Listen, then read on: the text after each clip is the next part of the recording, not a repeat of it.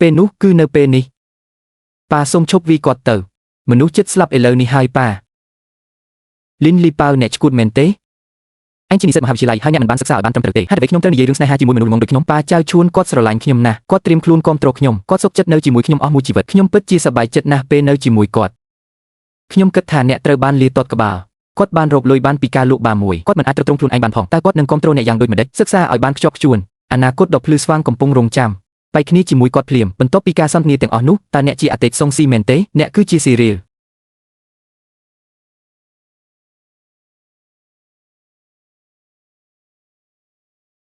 លូលូសូមកុំធ្វើវាដោយសារតែខ្ញុំអីឆ្លោះជាមួយឪពុកឯងទៅប្រសិនបើស្នេហារបស់ខ្ញុំប៉ះពាល់ដល់អ្នកខ្ញុំសុខចិត្តផ្ដល់សេរីភាពដល់អ្នកចៅឈួនអើយមីងបាវបើអ្នកហ៊ានចាក់ចេញថ្ងៃនេះយើងនឹងកាត់ផ្ដាច់ទំនាក់ទំនងជាមួយស្ត្រី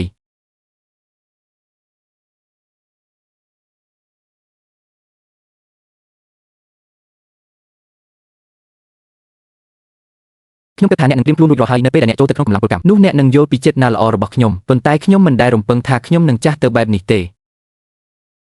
ខ្ញុំមិនមានលុយទេដូច្នេះគាត់ត្រូវចេញថ្លៃវះកាត់ដោយខ្លួនឯង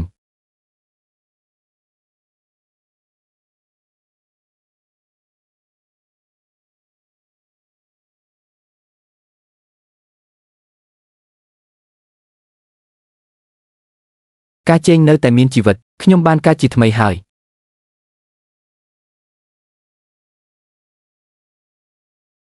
លូលូ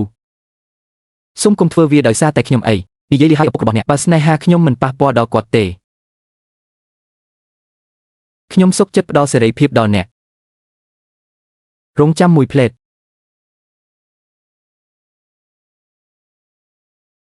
ហេតុអ្វីគាត់គួរយល់ព្រមខ្ញុំជាមនុស្សពេញវ័យខ្ញុំគួរតែទទួលបន្ទុកជីវិតរបស់ខ្ញុំផ្ទាល់លីនយ៉ាវឯងចង់និយាយបែបនោះមែនទេដរាបណាខ្ញុំមិនបែកគ្នាជាមួយឯងអ្នកគួរតែផ្ដាច់ទំនាក់ទំនងជាមួយខ្ញុំប្រាប់អ្នកក្នុងមួយជីវិតនេះខ្ញុំនឹងមិនស្ដាប់អ្នកទៀតទេដូច្នេះគាត់ក៏បានត្រឡប់មកវិញដែរ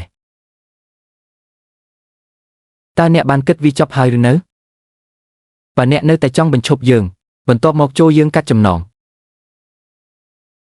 មិនអីទេអ្នកអាចទៅឥឡូវនេះបានមិនចាំបាច់ទេកុំប្រញាប់ប្រញាល់អីគាត់ជាម្ដាយរបស់អ្នកផ្ទាល់អាឈួនខ្ញុំដឹងច្បាស់ពីអ្វីដែលខ្ញុំកំពុងធ្វើឥឡូវនេះចង់ភ្ជាប់ទំនាក់ទំនងយ៉ាងស្អិតរមួតជាមួយមនុស្សបែបបុរាណប្រភេទនេះដែលឈ្មោះនិងទង្វើរបស់គាត់មិនច្បាស់លាស់វាគឺជាការសម្រេចចិត្តដ៏ល្អបំផុតដែលខ្ញុំធ្លាប់ធ្វើក្នុងជីវិតរបស់ខ្ញុំ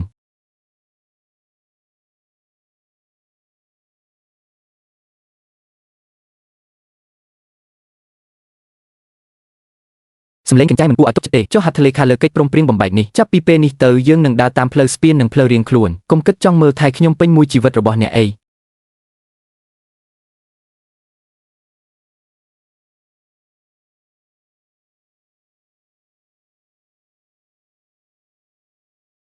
គ្មានអ្នកណាអាចបញ្ឈប់អ្នកបានក្នុងជីវិតនេះទេខ្ញុំពិតជានឹងធ្វើវាសម្រាប់ស្នេហាទទួលបានជោគជ័យទាំងក្នុងអាជីពនិងជីវិតផ្ទាល់ខ្លួន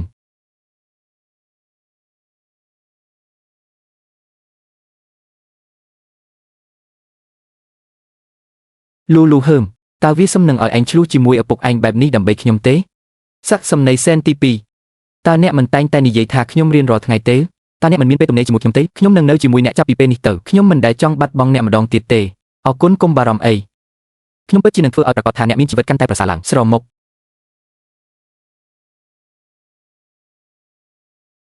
កុំបារម្ភអីអ្នកស្រីលីនខ្ញុំនឹងមិនខ្វល់ពីជីវិតរបស់អ្នកទៀតទេពេញមួយជីវិតរបស់ខ្ញុំក៏ចង់ដឹងដែរ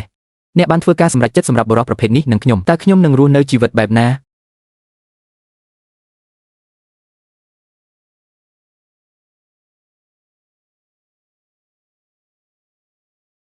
កាបូបទាំងនេះសុទ្ធតែសម្រាប់មនុស្សសាមញ្ញប៉ុន្តែអ្នកនៅតែមកផឹកជាមួយពួកគេនៅពេលក្រោយយើងជាអ្នកដែលល្អបំផុត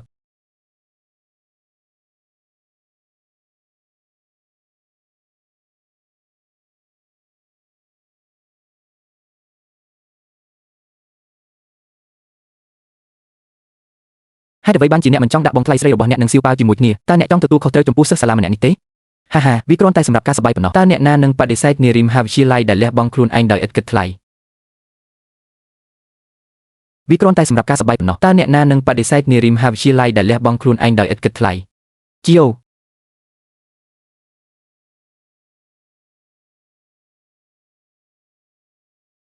ឬអ្នកបានមើលរំលងគាត់បងប្អូនយើងទាំងអស់ត្រូវរៀនពីអ្នកចាប់ពីពេលនេះទៅបងប្រុសទី3មានអ្វីមួយនៅក្នុងភេសជ្ជៈនេះអ្នកយល់ពីអ្វីដែលខ្ញុំចង់និយាយខ្ញុំសង្ឃឹមថាអ្នកបង្កើតសុភមង្គលសម្រាប់ខ្លួនអ្នក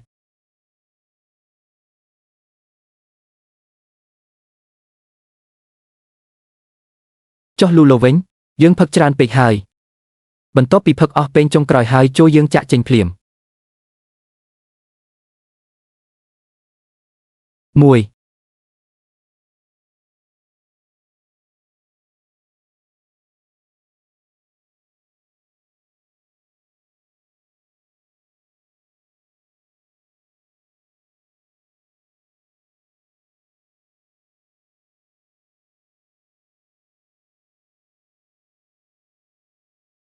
សួស្តីមិនអីទេខ្ញុំយល់ហើយ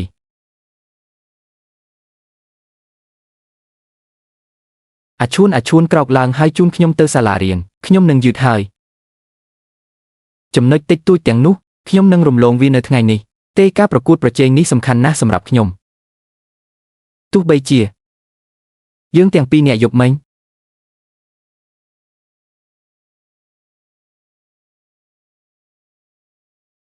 សុំទោសលូលូយើងទាំងពីរនាក់ផឹកច្រើនពេកយប់មិញប៉ុន្តែខ្ញុំសប្បាយចិត្តឥឡូវនេះទីបំផុតវាជាកម្មសិទ្ធិរបស់ខ្ញុំកុំបារម្ភអីមិនថាមានអ្វីកើតឡើងនៅថ្ងៃអនាគតទេយើងនឹងប្រឈមមុខនឹងវាជាមួយគ្នាហ្វូតាកាវ៉ាខ្ញុំទុកចិត្តអ្នកលីនយ៉ាវចាំមើលសិនខ្ញុំពិតជានឹងមានសុភមង្គលក្នុងជីវិតនេះធ្វើឲ្យមនុស្សគ្រប់គ្នាច្រណែនស្ត្រីល្ងងឲ្យខ្ញុំបានបញ្ឆោតអ្នកបែបនោះ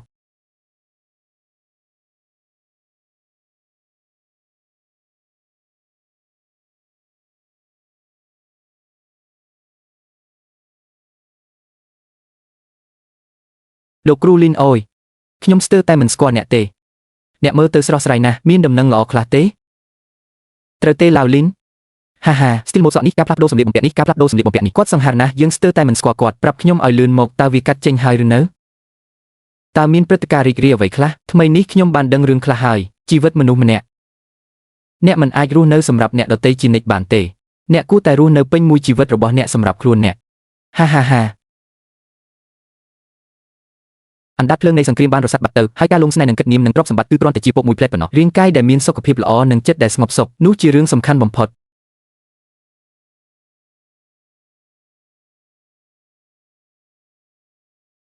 ហាហាហាហាហា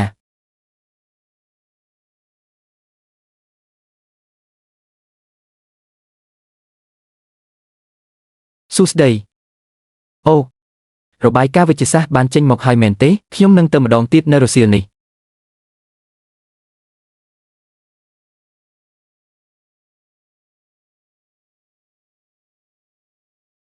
ជាសំណាងល្អវាត្រូវបានគេរកឃើញទាន់ពេលវេលាហើយវាអាចត្រូវបានគ្រប់គ្រងច្រើនជាងមុនលីនចាស់វាពិតជាអ្នកអូ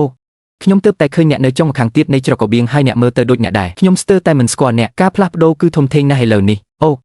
អ្នកនៅមន្ទីរពេទ្យដូច្នេះអ្នកប្រកាសជាមានសុខភាពល្អមែនទេបញ្ហាតូចតាចល្អណាស់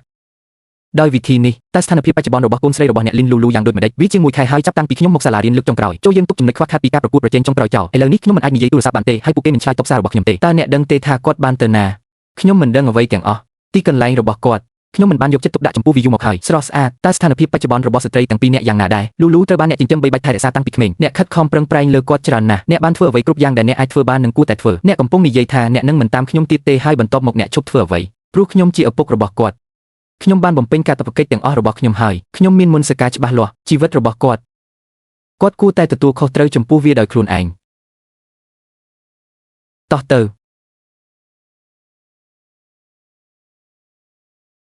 ចៅលីនតើអ្នកគិតថាគាត់ជាលូលូមែនទេលូលូចាំបន្តិចមានរឿងអ្វីលោកគ្រូលីនឡុងអ្នកមិនបានទៅសាលារៀនយូរហើយតើអ្នកកំពុងធ្វើអ្វីនៅមន្ទីរពេទ្យខ្ញុំហ៊ាននឹងប្រាប់អ្នកថាខ្ញុំកំពុងរៀបចំដាក់ពាក្យសូមពង្រីកដៃការបញ្ចប់ការសិក្សាយឺតយ៉ាវហេតុអ្វីព្រោះខ្ញុំមានផ្ទៃពោះខ្ញុំមានគម្រោងឈប់សម្រាកពីសាលារៀនដើម្បីមានកូននេះខ្ញុំមានផ្ទៃពោះខ្ញុំមានគម្រោងសម្រាកហើយសម្រាលកូននេះអូអ្នកពិតជាបើកចំហចំពោះរឿងបែបនេះមែនទេគ្មានរឿងកំ pl ែងទេអ្នកណាកំពុងលេងសើចជាមួយអ្នកមើលនេះវាជារបាយការណ៍រោគវិនិច្ឆ័យរបស់ខ្ញុំ អតិថិជនឲ្យមកមើលគាត់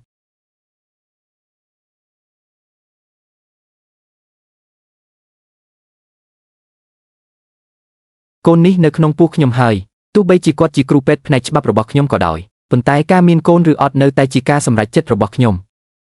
ពិតជាមិនអាចធ្វើការសម្រេចចិត្តជំនួសអ្នកបានទេប៉ុន្តែតើអ្នកដឹងទេនេះជាជីវិតមួយអ្នកទទួលខុសត្រូវខ្ញុំមិនអាចដឹងដោយរបៀបណាកាលពីអតីតកាលរបស់ខ្ញុំបានរស់នៅក្នុងជីវិតឯករហូតដល់ស្លាប់ខ្ញុំមិនដែលជួបប្រទះនឹងភាពកក់ក្ដៅនៃការសាងសង់ផ្ទះនោះទេប៉ុន្តែខ្ញុំនឹងចៅឆាងនៅតែនៅជាមួយគ្នាឥឡូវនេះវាក៏ត្រូវតែជាពេលដែលស្នេហាហៀបនឹងរីកដុះដាលផងដែរខ្ញុំត្រូវតែផ្ដល់កំណើតឲ្យកូននេះពូប្រកាសថាពូមិនចង់ពិចារណាឡើងវិញទេការមានកូនមិនមែនជារឿងតូចតាចទេខ្ញុំបានប្រាប់អ្នកគ្រប់យ៉ាងរួចហើយចៅឈួនស្រឡាញ់ខ្ញុំខ្លាំងណាស់ហើយគាត់គឺច្រើនជាងពិភពលោកបរិះណាក៏ព្រមលះបង់ដើម្បីខ្ញុំដែរភ្លេចវាចោលទៅខ្ញុំខ្ជិលនិយាយជាមួយអ្នកទាំងអស់គ្នាពេកការខ្ជះខ្ជាយពេលវេលាឯកឧត្តមតែយើងគួរធ្វើដូចម្ដេច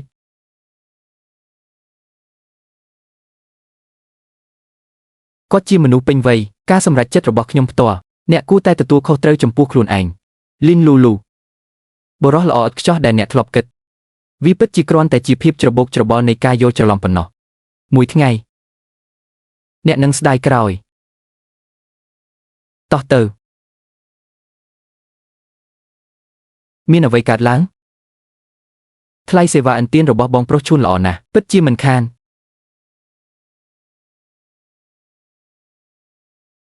តើរឿងនេះនឹងចប់នៅពេលណាទេតើមានអ្វីកើតឡើងឥឡូវនេះកូនរបស់ប្តីខ្ញុំមានគ្រុនក្តៅហើយអ្វីក៏មិនសូវល្អដែរយើងពិតជាមិនអាចមានលទ្ធភាពញ៉ាំអាហារបានទេតើអ្នកត្រឡប់មកវិញនៅពេលណាតើខ្ញុំគួរតែយកលុយពីគេណីណាខ្ញុំស្ទើរតែឃ្លានហើយស្វែងរកផ្លូវដោយខ្លួនឯងជួបរំខានខ្ញុំបែបនេះទៀតទៅបងប្រុសជួននិងប្រពន្ធរបស់គាត់កំពុងសុំលុយពីអ្នកម្ដងទៀតបងប្រុសជួនកំពុងស្ថិតនៅក្រោមសម្ពាធយ៉ាងខ្លាំងនៅពេលនេះបុរសម្នាក់ត្រូវតែជួយប្រពន្ធនិងកូនរបស់ខ្លួនអូទេវីជាប្រពន្ធនិងកូន2នាក់អស់កម្លាំងបងប្រុសជួនតើបងប្រុសមានគម្រោងចិញ្ចឹមកូន2នាក់ទេខ្ញុំនឹងលើករឿងមួយបុរសម្នាក់នោះនៅលើផ្លូវលេខ0ដែលចំណាយបន្ថែមដំណើរការផ្សេងគ្នាសម្រាប់ជីវិតនិងសេចក្តីស្លាប់ព្រោះអ្នកកើតមកមានតែមួយប៉ុណ្ណោះយើងចិញ្ចឹមកូនដោយខ្លួនឯងខ្ញុំមិនធ្វើទេវានៅតែត្រូវខ្លាយជាអ្នកចម្រៀងដ៏តាក់ទាញម្នាក់ជប់និយាយរឿងមិនសមហេតុផលតោះយើងទៅជិះលេង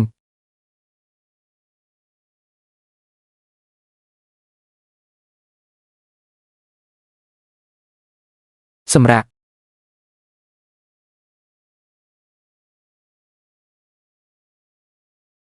សូមអភ័យទោសអ្នកប្រើប្រាស់ដែលអ្នកបានហៅចូលចេនខ្ញុំបានធ្វើស៊ុបឆ្អឹងជំនីជ្រូកឲ្យអ្នកហើយត្រឡប់មកវិញឲ្យលឿនសួស្ដីបងស្រីថ្លៃឆាប់ទៅមន្ទីរពេទ្យមកតើមានអ្វីកើតឡើងពេលកំពុងច្រៀង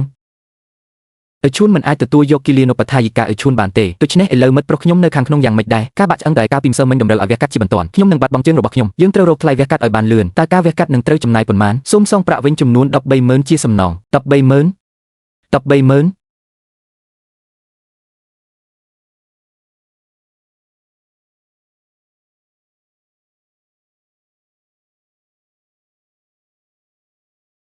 អាឈុនគាត់ជួបគ្រោះថ្នាក់ចរាចរណ៍ការវះកាត់នេះមានតម្លៃ 130,000 យន់តើអ្នកអាចចេញថ្លៃវះកាត់ឲ្យខ្ញុំជាមុនសិនបានទេលីនលូលូតើខ្ញុំត្រូវរំលឹកអ្នកទេយើងបានផ្ដាច់ចំណងហើយអ្វីខ្ញុំត្រូវចំណាយថ្លៃព្យាបាលរបស់ជនខិលខូចនេះជីវិតមនុស្សគឺមានសារៈសំខាន់បំផុតតើអ្នកពិតជាឈាមត្រជាក់និងគ្មានបេះដូងមែនទេខ្ញុំរវល់ណាស់សួស្ដីលីយ៉ាងអ្នកបានបង្ខំខ្ញុំឲ្យធ្វើបែបនេះអ្នកត្រូវតែបង់ប្រាក់នេះមិនថាអ្នកចូលចិត្តរត់នោះទេអូឡាវលីនកុំផឹកវាអាចបង្កបញ្ហាធ្ងន់ធ្ងរលូលូត្រូវទៅអគារខុសនៅលើដំបូងមន្ទីរពិសោធន៍នាយកសាលាចង់ឲ្យអ្នកមកភ្លាមអ្វីតើគាត់កំពុងធ្វើអ្វីឥឡូវនេះមនុស្សកំពុងឈរនៅលើគែមដំបូលរួចហើយតើអាចហៅថាបង្កើតឈុតឆាកបានទេតោះទៅឲ្យលឿនបើមិនដូច្នោះទេប្រសិនបើមាននរណាម្នាក់ស្លាប់ពិតប្រាកដមែនសាលារបស់យើងនឹងត្រូវបញ្ចប់អូយអស់ចាមែនមាននរណាម្នាក់លោតពីលើអគារហើយលឿនឡើងកុំរើអីគ្មានអ្នកណាម្នាក់ក្នុងចំណោមអ្នករាប់គ្នាទេកុំចូលមកចិត្តទៀតសូមឲ្យសត្វក្តាន់មករកខ្ញុំលីនលូលូស្ងប់ចិត្តសិនទៅប៉ារបស់ឯងនឹងមកដល់ឆាប់នេះកុំធ្វើអ្វីឆោតល្ងង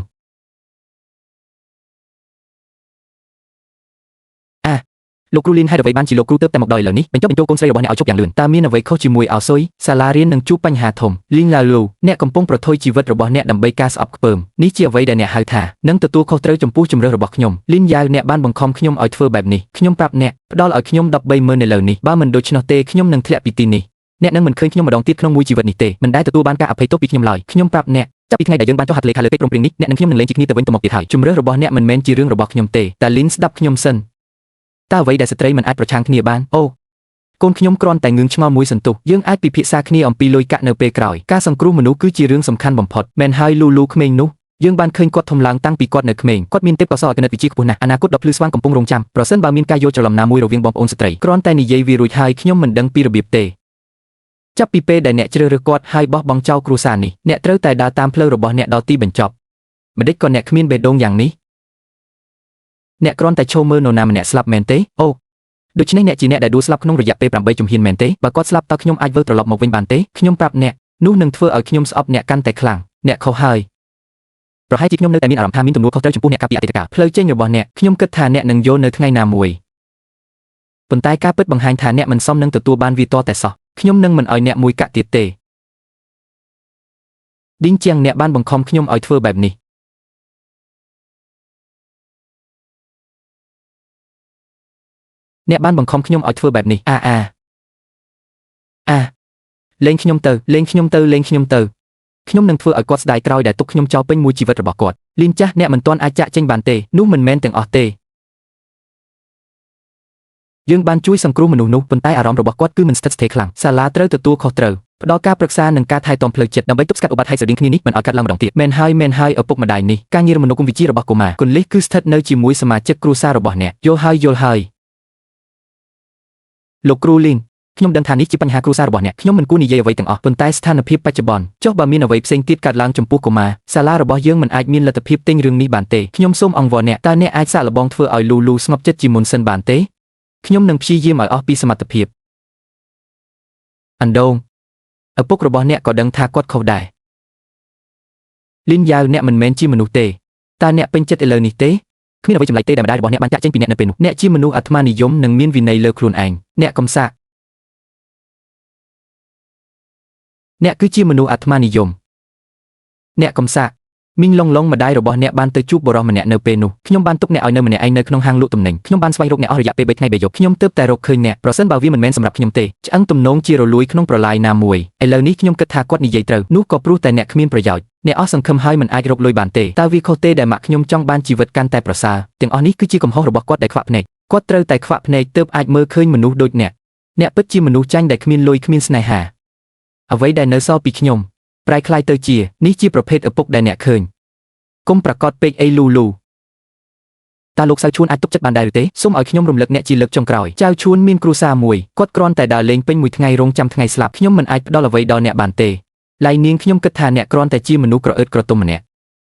់វាដោយសារតែសៅឈួនគ្មានលុយឥឡូវនេះអ្នកបានបង្កាច់បង្ខូចគាត់តាំងពីយូរមកហើយមែនទេប្រពន្ធរបស់អ្នកបានរត់ទៅជាមួយអ្នកផ្សេងហើយឥឡូវនេះខ្ញុំលែងមានអ្វីតាក់ទងនឹងអ្នកទៀតហើយចាប់ពីពេលនេះទៅអ្នកនឹងក្លាយជាមនុស្សម៉ត់ចត់ម្នាក់អ្នកចាញ់ទាំងស្រុងតើអ្នកមានសិទ្ធិអ្វីមកព្រានប្រដៅខ្ញុំនិងចៅឈួនខ្ញុំប្រាប់អ្នកចៅឈិនស្រឡាញ់ខ្ញុំគាត់នឹងស្រឡាញ់ខ្ញុំជានិច្ចមិនដូចអ្នកទេដែលគ្មាននរណាម្នាក់ស្រឡាញ់និងយកចិត្តទុកដាក់បរិសុទ្ធចំណាស់ម្នាក់ដែលគ្មានអ្នកណាមើលថែគាត់ពេលគាត់ចាស់ជរាតើអ្នកហៅខ្លួនឯងថាជាគ្រូបង្រៀននិងជាអ្នកអប់រំមែនទេនិយាយពីរឿងចំណែនរបស់អ្នកវាពិតជាគួរឲ្យខ្មាស់អៀនណាស់តើអ្នកសង្ឃឹមថាអ្នកនឹងធ្វើអ្វីបន្ទាប់ពីអ្នកដឹងការពិតតើអ្នកអាចមានទំនុកចិត្តយ៉ាងដូចម្តេច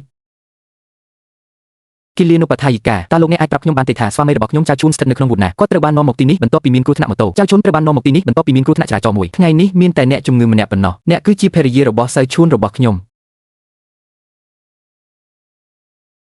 ំអ្នកជាប្រពន្ធរបស់គាត់តើអ្នកបញ្ជាក់វាដោយរបៀបណាតើគាត់អាចមានប្រពន្ធនិងកូនដោយរបៀបណា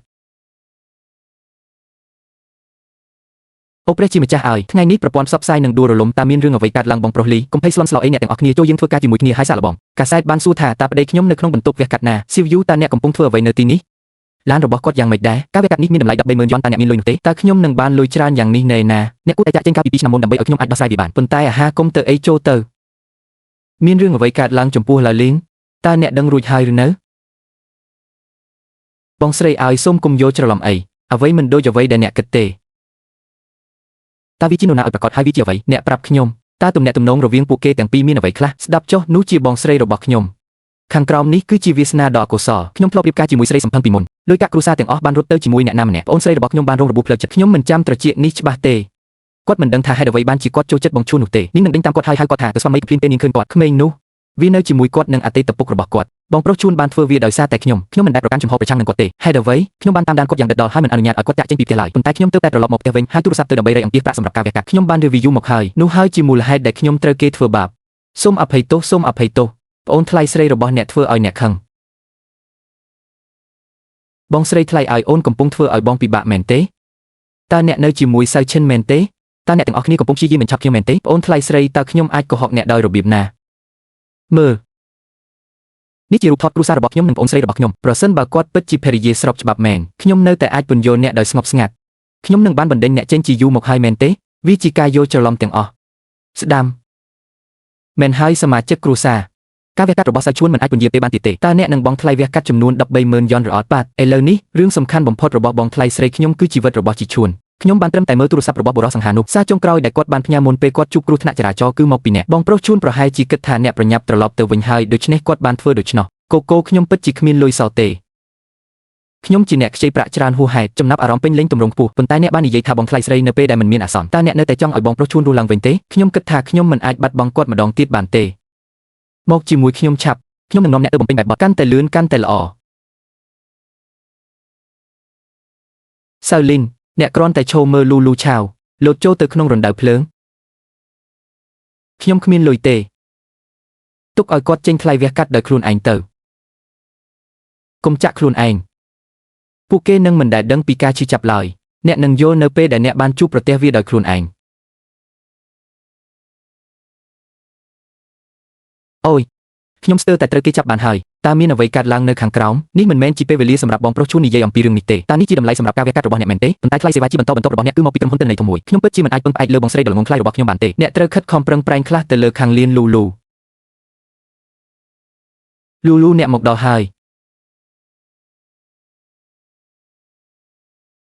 តើអ្នកមានអារម្មណ៍ធូរស្រាលជាងមុនទេពិភពមនុស្សស្លាប់ខ្ញុំបានរកវិធីទូទាត់ថ្លៃវះកាត់រួចហើយបងប្រុសលូសុំទោសដែលធ្វើឲ្យអ្នកបារម្ភម្ដងទៀតហើយអ្នកនៅតែត្រូវព្រួយបារម្ភអំពីលុយខ្ញុំគ្មានប្រយោជន៍តតែសោះបើខ្ញុំមិនចង់ត្រឡប់ទៅជួបអ្នកវិញនៅថ្ងៃនោះទេខ្ញុំមិនចង់ផឹកភេសជ្ជៈរបស់អ្នកឲ្យបានឆាប់តាមដែលអាចធ្វើទៅបានទេអ្នកប្រាប់ខ្ញុំស្ត្រីនោះនិងកូននោះតើអ្នកមានទំនាក់ទំនងអ្វីពិតប្រាកដជាមួយខ្ញុំលូនោះជាការយល់ច្រឡំខ្ញុំចៅឆាងស្បត់ចំពោះឋានសួគ៌ប្រសិនបើខ្ញុំធ្លាប់រៀបការហើយមានកូន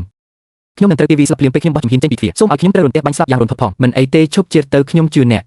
ខ្ញុំមិនអាចទុកចិត្តអ្នកបានទេលូអ្នកគឺជាអ្វីទាំងអស់ដែលខ្ញុំមានឥឡូវនេះឪពុកម្ដាយខ្ញុំបានបោះបង់ចោលខ្ញុំជាយូរមកហើយ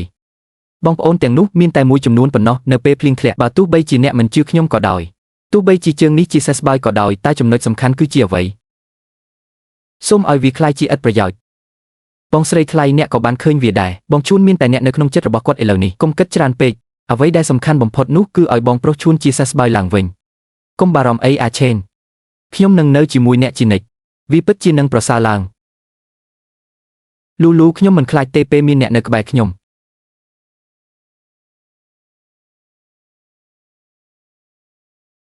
ហេតុអ្វីតើធ្វើដូចម្ដេចទើបអាចមានការប្រាក់ច្រើនម្លេះលើចំនួន 130,000 តើខ្ញុំអាចសងប្រាក់នេះវិញដោយរបៀបណាតើខ្ញុំអាចភ្លេចរឿងនោះដោយរបៀបណា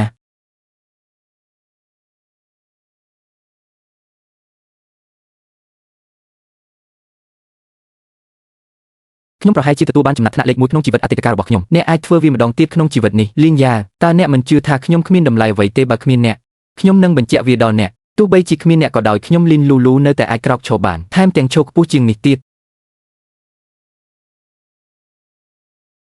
ហេតុអ្វីសូមឲ្យខ្ញុំប្រាប់អ្នកបរិសុទ្ធចំណាស់ការប្រកួតប្រជែងនេះត្រូវបានឈ្នះដោយសិស្សដ៏មានតម្លៃរបស់អ្នកការិយាល័យនេះត្រូវបានគ្រប់គ្រងដោយលោកតាន់ញញយុនប្រធានក្រុមហ៊ុនសេងអ៊ីគ្រប់អ្នកមានមោទនភាពណាស់នោះក៏ព្រោះតែគាត់បានខិតខំប្រឹងប្រែងការប្រកួតប្រជែងនេះគាត់គាំទ្រវាទាំងស្រុងគម្រោងដែលឈ្នះពានរង្វាន់ទាំងអស់អាចត្រូវបានអនុវត្តដោយផ្ទាល់សម្រាប់សិស្សនេះជាឱកាសមួយក្នុងជីវិតប៉ុន្តែគាត់បានសារភាពអ្នកពិតជាត្រូវតែស្ថិតនៅក្នុងគណៈកម្មការវិនិច្ឆ័យនេះ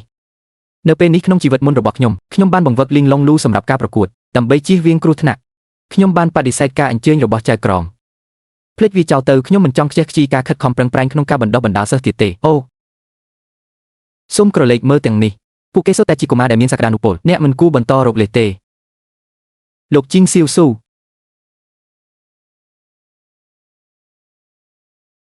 លោកគ្រូលីនសមត្ថភាពរបស់ខ្ញុំមានកម្រិត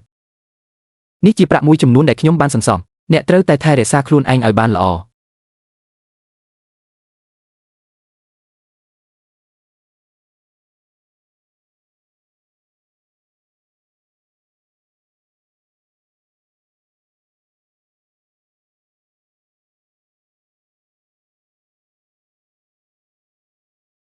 អ្នកខុសហើយចំពោះរឿងនេះជាងស៊ីវស៊ូបានឈប់ជួយពួកអ្នកជួញដូរគ្រឿងញៀនរួចហើយហេតុអ្វីខ្ញុំចាំថាជំនាញវិជ្ជាជីវៈរបស់គាត់ល្អណាស់គាត់មានសមត្ថភាពខ្លាំងណាស់ទោះជាយ៉ាងណាក៏ដោយគម្រោងនានានៅក្នុងការប្រកួតប្រជែងសហគ្រិនភាពនេះត្រូវការធនធានហិរញ្ញវត្ថុមួយចំនួនទាំងនៅដំណាក់កាលដំបូងនិងដំណាក់កាលក្រោយទៀតតើសិស្សដាំផ្លែប៉ោមដូចគាត់អាចមានលទ្ធភាពធ្វើដូចម្តេចបានដូច្នេះខ្ញុំហៅគាត់រាល់ពេលដែលខ្ញុំទំនេរមកជួយការងារចម្លែកវាក៏ជាមធ្យោបាយមួយដើម្បីបំពេញបន្ថែមប្រាក់ចំណូលគ្រួសាររបស់គាត់ផងដែរលោកគ្រូលីនតើលោកគ្រូអាចនាំខ្ញុំមកទីនេះដោយរបៀបណាលោកគ្រូលីនសៀវស៊ឺការបណ្ដុះបណ្ដាលវិជ្ជាជីវៈរបស់អ្នកពិតជារឹងមាំណាស់ខ្ញុំស្ដាប់សុនទ្រកថារបស់អ្នកនៅក្នុងថ្នាក់គិតគូរខ្លាំងណាស់ហេតុអ្វីបានជាអ្នកមិនចូលរួមក្នុងការប្រកួតប្រជែងនេះខ្ញុំគិតថាខ្ញុំនឹងរំលងការប្រកួតនេះលោកគ្រូលីនខ្ញុំចង់មិនចូលរួមជាងយ៉ាងហោចណាស់អ្នកក៏មានការយល់ដឹងអំពីខ្លួនឯងខ្លះដែរ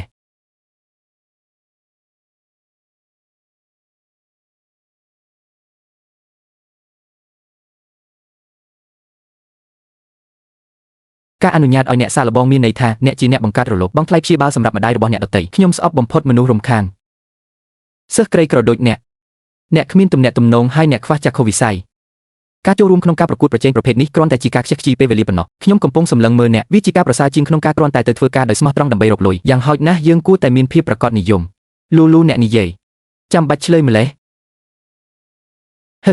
អ្នកគិតថាខ្ញុំនិយាយអាក្រក់មែនទេមិនអីទេបន្ទាប់មកខ្ញុំនឹងនិយាយត្រង់ទៅមនុស្សដូចអ្នកសុបិនចង់ផ្លាស់ប្ដូរជីវិតរបស់អ្នក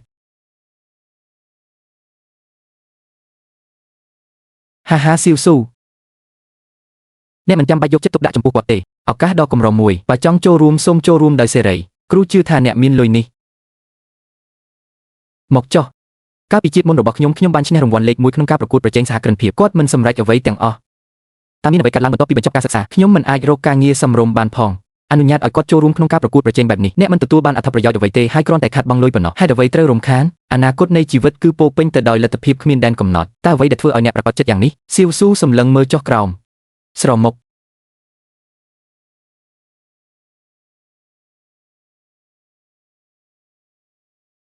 បន្ទាប់មកខ្ញុំនឹងរងចាំមើលទៅជីងសៀវស៊ូ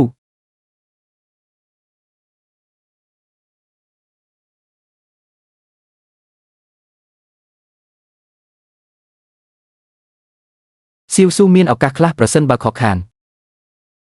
វាអាចមានរយៈពេលមួយជីវិតយ៉ាងពិតប្រាកដលីនលូនិយាយត្រូវខ្ញុំមិនមានធនធានឬទំនាក់ទំនងអ្វីទាំងអស់ខ្ញុំបារម្ភ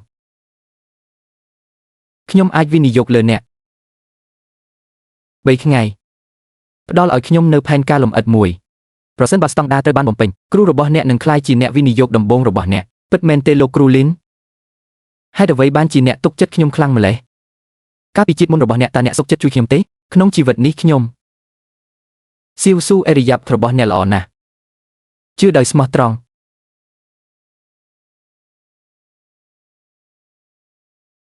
លោកគ្រូធានកុំបារម្ភអីខ្ញុំពិតជានឹងខិតខំធ្វើការណាស់ខ្ញុំនឹងមិនធ្វើឲ្យអ្នកខកចិត្តឡើយយកធ្នើរនេះមកទីនេះហើយដំឡើងវាឡើងមិនអីទេ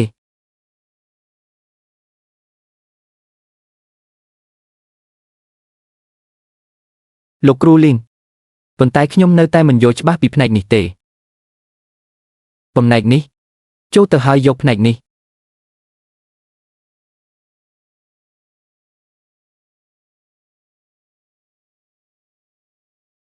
កញ្ញាលោកគ្រូលីនតោះញ៉ាំអាហារសិនបន្ទាប់មកខ្ញុំនឹងមើលផែនការឲ្យអ្នក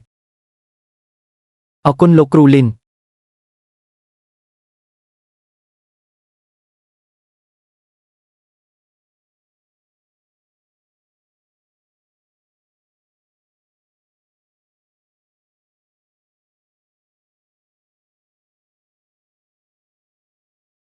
គួរឲ្យខ្លាចណាស់យល់ទេ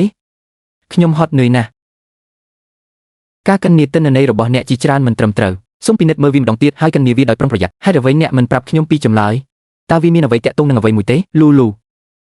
អ្នកនឹងរីកចម្រើនបានលុះត្រាតែមានការកណនាផ្ទាល់ខ្លួនរបស់អ្នកបើមិនដូច្នោះទេអ្នកនឹងដឹងនៅពេលក្រោយលោកគ្រូលីនអ្នកកំពុងនិយាយអំពីគោលការណ៍ដ៏អស្ចារ្យរបស់អ្នកខ្ញុំនឹងទៅលេង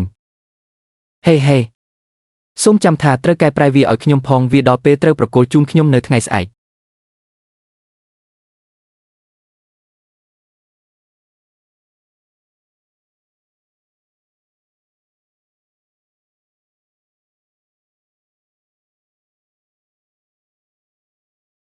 កាលពីជាតិមុនខ្ញុំផ្ទាល់បានបង្រៀនលីននូពីរបៀបទូទីបានកេននីទិន្នន័យលទ្ធផលនៅតែពោពេញដោយកំហុសហើយឥឡូវនេះខ្ញុំទើបតែបានផ្ដល់ឲ្យជីងស៊ីវស៊ូនៅការណែនាំបន្តិចបន្តួចគាត់មិនបានធ្វើខុសសូម្បីតែមួយដងខ្ញុំជាមនុស្សពូកែម្នាក់លោកគ្រូលីវតើមានអ្វីខុសជាមួយសំណើនេះទេធ្វើបានល្អណាស់ដាក់ស្នើកំណែនេះនៅថ្ងៃស្អែក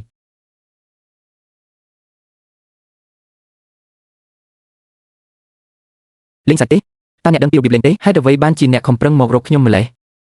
ភ្នំឲ្យសូមស្ងាត់បន្តិចបានទេខ្ញុំកំពុងកិននីអ្វីមួយហេសម្លាញ់ឲ្យឈប់លេងសាច់ទៅវាជាការប្រយុទ្ធជាក្រុមដើម្បីកូនស្រីច្បងតើអ្វីទៅជាគន្លឹះពិតប្រាកដបញ្ហាសំខាន់គឺរបៀបសងប្រាក់កម្ចីចំនួន 130,000 យន់នេះតើអ្នកដឹងទេការប្រកួតនេះគឺជាក្តីសង្ឃឹមតែមួយគត់របស់ខ្ញុំឥឡូវនេះចាញ់ម្ដងទៀតហេតុអ្វីបានជាអ្នកត្រូវធ្វើរឿងហួសហេតុខ្លាំងម្លេះនៅពេលដែលអ្នកគ្រាន់តែសរសេរផែនការអាជីវកម្មវាមិនអាចទៅរួចទេសម្រាប់អ្នកក្នុងការកុហកនៅទីនេះជាការពិតណាស់មិនមែនទេមនុស្សនៅក្នុងសមរភូមិបេតិកភណ្ឌវប្បធម៌អរូបីនេះមិនមែនជាអ្នកទេហេខ្ញុំដឹងថាខ្ញុំខុសហើយរបួសជើងរបស់ខ្ញុំធ្វើឲ្យខ្ញុំពិបាកចិត្តខ្ញុំដឹងថាវាជាការងារដ៏លំបាកអ្នកដឹងហើយបើអ្នកដឹងរឿងនេះកុំបង្កបញ្ហាអ្វីដល់ខ្ញុំអីខ្ញុំត្រូវការសន្តិភាពនិងស្ងប់ស្ងាត់ខ្លះល្អយកទៅញ៉ាំខាងក្រៅខ្ញុំនឹងទៅយកអាហារដែលយកទៅញ៉ាំខាងក្រៅ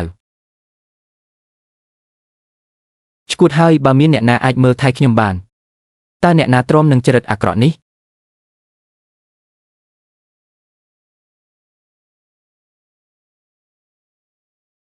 អូទីបំផុតបានបញ្ចប់ជាសំណាងល្អខ្ញុំបានចងចាំទិន្នន័យសំខាន់ទាំងនេះពីជីវិតអតីតកាលរបស់ខ្ញុំហ៊ុំលីនយ៉ាងគ្រាន់តែអ្នករងចាំមើលខ្ញុំនឹងប្រសើរជាងបើគ្មានអ្នក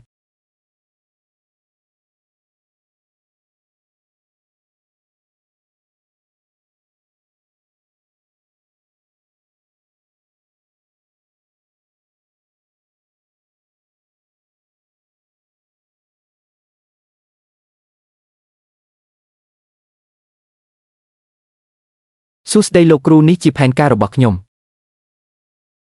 សួស្តីមិត្តរួមថ្នាក់សំណើរបស់អ្នកមានការយល់ដឹងច្រើនអរគុណលោកគ្រូសួស្តីមិត្តរួមថ្នាក់សំណើគម្រោងរបស់អ្នកបាត់មួយទំព័រហើយតើប្រជាជននៃណាហេតុអ្វីបានជាអ្នកខ្មាស់អៀនម្លេះព្រឹកនេះ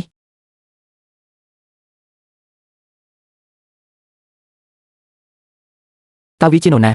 សួស្តីខ្ញុំជាអ្នករៀបចំសំខាន់នៃការប្រកួតប្រជែងសហគ្រិនភាពសំណើប្រកួតប្រជែងរបស់អ្នកបាត់មួយទំព័រសូមផ្ញើឯកសារនេះមកយើងខ្ញុំមុនម៉ោង 5 ល្ងាចបើមិនដូច្នោះទេអ្នកនឹងត្រូវដកសិទ្ធិចេញពីការប្រកួតភាពប្រញ៉េញ៉ៃមួយតើអ្នកឈឺទេ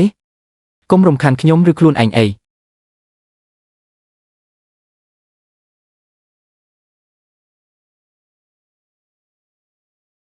សួស្តីអូខ្ញុំមិនអាចឆ្លងកាត់បានទេអូយវាជាការខ្ជិះខ្ជាយផែនការអាជីវកម្មដ៏ល្អបែបនេះណាដោយសារយើងមិនអាចតាក់ទងគ្នាបានមានតែការដកសិទ្ធិប៉ុណ្ណោះដែលអាចធ្វើទៅបាន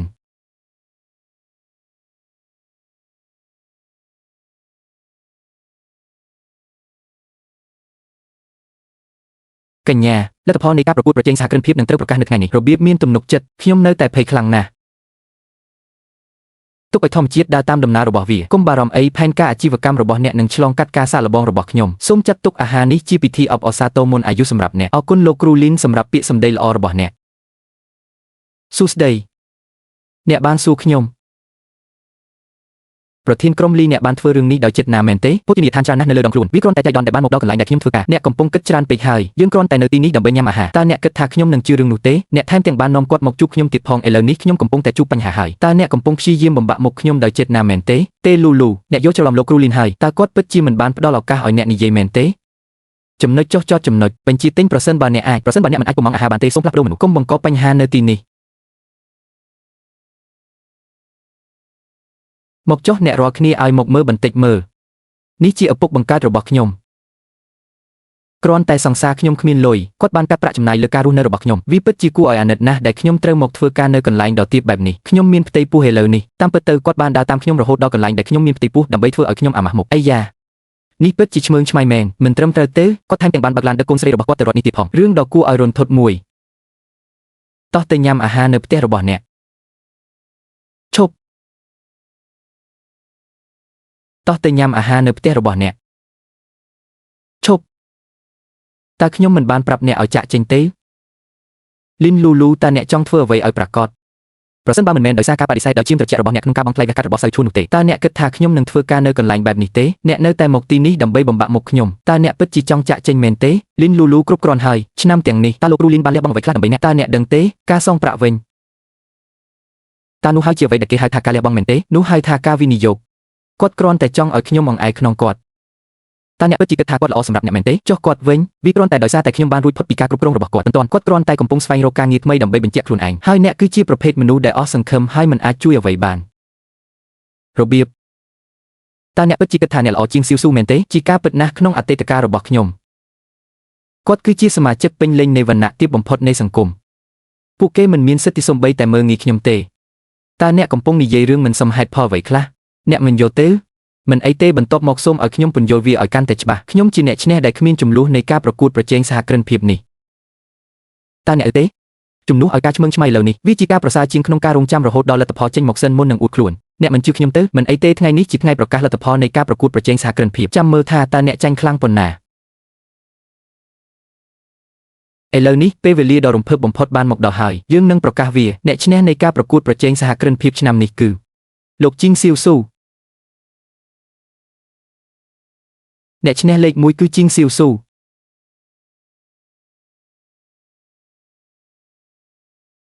សូមអបអរសាទរគ្មានផ្លូវទេនេះជាការបោកប្រាស់មែនទេនេះត្រូវតែជាកំហុសមួយខ្ញុំជាលេខ1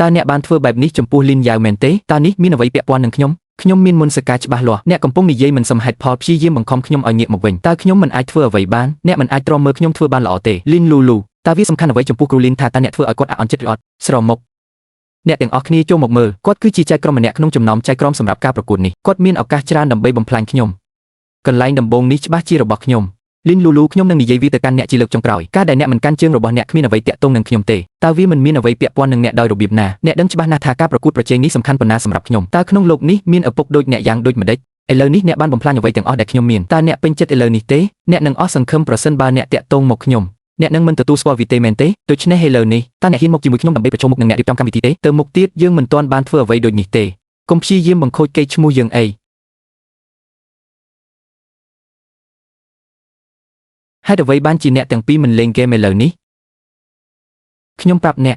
ពេលអ្នកលាតត្រដាងអ្វីដែលគាត់បានធ្វើចូលយើងមើលពីរបៀបដែលអ្នកអាចរៀបការនៅក្នុងថ្នាក់រៀនឥឡូវនេះតើមានអ្វីដែលខ្ញុំអាចជួយអ្នកបានទេលោកគ្រូខ្ញុំមានសំណួរមួយហេតុអ្វីបានជាឈ្មោះរបស់បេក្ខជនលីនលូលូមិនមានក្នុងបញ្ជីលីនលូលូ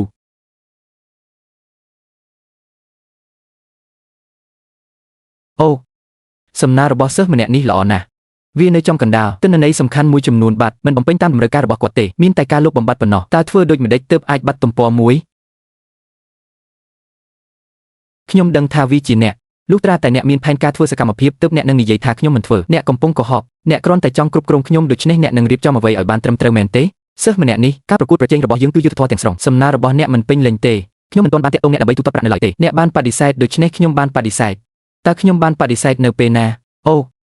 ូអ្នកទាំងពីរពិតជាបានសហការគ្នាដើម្បីកុហកខ្ញុំមែនតើខ្ញុំចាប់ផ្ដើមនៅពេលណាខ្ញុំពិតជានឹងមើលថែសៅយូជូការប្រកួតប្រជែងប្រភេទនេះដោយលោកឡាវជាងគណៈកម្មាធិការរៀបចំជាធម្មតារក្សាទុកច្បាប់ចម្លងនៃការថតសម្លេងអូត្រូវហើយមានការថតសម្លេងខ្ញុំនឹងលេងវាសម្រាប់អ្នកឥឡូវនេះអូត្រូវហើយខ្ញុំមានការថតមួយខ្ញុំនឹងចាក់វាឲ្យអ្នកឥឡូវនេះជំរាបសួរខ្ញុំមកពីអ្នករៀបចំការប្រកួតប្រជែងសហគ្រិនភាពសំណើប្រកួតប្រជែងរបស់អ្នកបាត់មួយទំព័រសូមផ្ញើឯកសារនេះមកយើងខ្ញុំមុនម៉ោង 5 ល្ងាចបើមិនដូច្នោះទេអ្នកនឹងត្រូវដកសិទ្ធិចេញពីការប្រកួតតើអ្នកកំពុងនិយាយអ្វីមិនសមហេតុផលតើអ្នកជឿទេកុំរំខានគ្រូពេលគាត់កំពុងលេងហ្គេម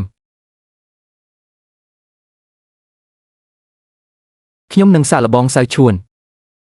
វាមិនអាចទៅរួចទេសម្រាប់ខ្ញុំក្នុងការក្លាយជាសៅឈួនខ្ញុំបានប្រាប់អ្នករួចហើយថាខ្ញុំមិនដឹងថាត្រូវធ្វើអ្វីចំពោះស្ថានភាពរបស់អ្នកទេលីនលូលូឯងឈួតទាំងស្រុងហើយគាត់ថែមទាំងបោះបង់ចោលឪពុករបស់គាត់ដើម្បីមនុស្សបែបនោះទៀតផងតើអ្នកដឹងទេថាខ្ញុំច្រណែនអ្នកប៉ុណ្ណាអ្នកមានឪពុកដូចគ្រូមីងតើអ្នកគិតថាអ្នកជានរណាកុំបង្រៀនខ្ញុំកំពុងប្រាប់អ្នកថាអ្នកគឺជាលេខ1ខ្ញុំបដិសេធមិនជឿថាវាជារឿងស្អាតស្អំទេអ្នកយកខុសហើយពិបាកទទួលយកការចាញ់ណាស់មែនទេខ្ញុំចាញ់ដូច្នេះចុះយ៉ាងណាបើជីងស៊ីវស៊ូឈ្នះជើងឯកគាត់ត្រូវបានកំណត់ឲ្យក្លាយជាសម្រាមឥតប្រយោជន៍លោកតាន់អ្នកឈ្នះរង្វាន់លេខ1ក្នុងការប្រកួតប្រជែងសហគ្រិនភាពនេះគឺជីងស៊ីវស៊ូសិស្សរបស់គ្រូលីនកូនស្រីរបស់គ្រូលីនមិនចូលរួមក្នុងការប្រកួតទេតើឈ្មោះរបស់អាយវីងជាអ្វីកូនស្រីរបស់គ្រូលីនមិនចូលរួមក្នុងការប្រកួតទេគាត់ឈ្មោះអ្វី តើស្រាប្រភេទនេះជាអ្វីហើយអ្វីបានជាសិស្សម្នាក់និយមខ្លាំងម្ល៉េះលោកតាន់គឺលីនលូលូដែលជាកូនស្រីរបស់គ្រូលីនគេនិយាយថាមានបញ្ហាជាមួយនឹងសំណើគម្រោងនេះបានធ្វើឲ្យគាត់ត្រូវបានដកសិទ្ធិចេញពីការប្រកួតខ្ញុំមិនបានប្រាប់អ្នកជាក់លាក់អំពីរឿងនេះទេតើខ្ញុំគួរបិទវាមួយផ្លែតទេតើអ្នកធ្វើអ្វីដោយរបៀបណាចូលទៅរកសំណើគម្រោងរបស់គាត់ហើយអនុញ្ញាតឲ្យខ្ញុំមើលគឺលោកប្រធានាធិបតីតាន់វាជាកំហុសរបស់អ្នកទាំងអស់ហ្គេមរបស់ខ្ញុំត្រូវបានបំផ្លាញអូទេអូនសម្លាញ់មានរឿងអ្វីអ្នកពិតជាមានចិត្តទូលាយណាស់ចំពោះលុយរបស់អ្នកតើអ្នកបានទទួលទូរស័ព្ទនៅថ្ងៃប្រកួតរបស់ខ្ញុំទេអ្នកបានដាក់ទូរស័ព្ទចុះដោយអន្ទះសារខ្លាំងណាស់តើអ្នកបានរក្សាទុកលេខទូរស័ព្ទមួយណាខ្ញុំបានលេងហ្គេមនិងការប្រកួតចំណាត់ថ្នាក់អស់រយៈពេលយូរមកហើយខ្ញុំមិនបានកត់សម្គាល់ទេនោះជាអ្នករៀបចំគាត់គឺជាសំណើរបស់ខ្ញុំសៅយីលក្ខណៈសម្បត្តិប្រកួតប្រជែងរបស់ខ្ញុំត្រូវបានលុបចោលហើយខ្ញុំអាចទទួលបានចំណាត់ថ្នាក់លេខ1ខ្ញុំអាចទទួលបានចំណាត់ថ្នាក់លេខ1អូគ្មានកំណត់ទ្រព្យទេខ្ញុំពិតជាមិនដឹងទេការហៅទូរស័ព្ទនោះសំខាន់ណាស់សម្រាប់អ្នកលើសពីនេះអ្នកដែលនៅម្ខាងទៀតនៃទូរស័ព្ទបាននិយាយមិនច្បាស់ខ្ញុំគិតថាវាជាការហៅទូរស័ព្ទបោកប្រាស់ខ្ញុំបានដាក់ទូរស័ព្ទចុះមិនអីទេខ្ញុំសន្យានឹងអ្នកពេលជើងខ្ញុំជាសះស្បើយខ្ញុំពិតជានឹងខិតខំប្រឹងប្រែងបន្ថែមទៀតដើម្បីបំពេញតម្រូវការរបស់អ្នកមិនអីទេកុំខឹងអីចុះយ៉ាងណាចំពោះប្រាក់កម្ចីចំនួន 130,000 យ៉នរបស់យើង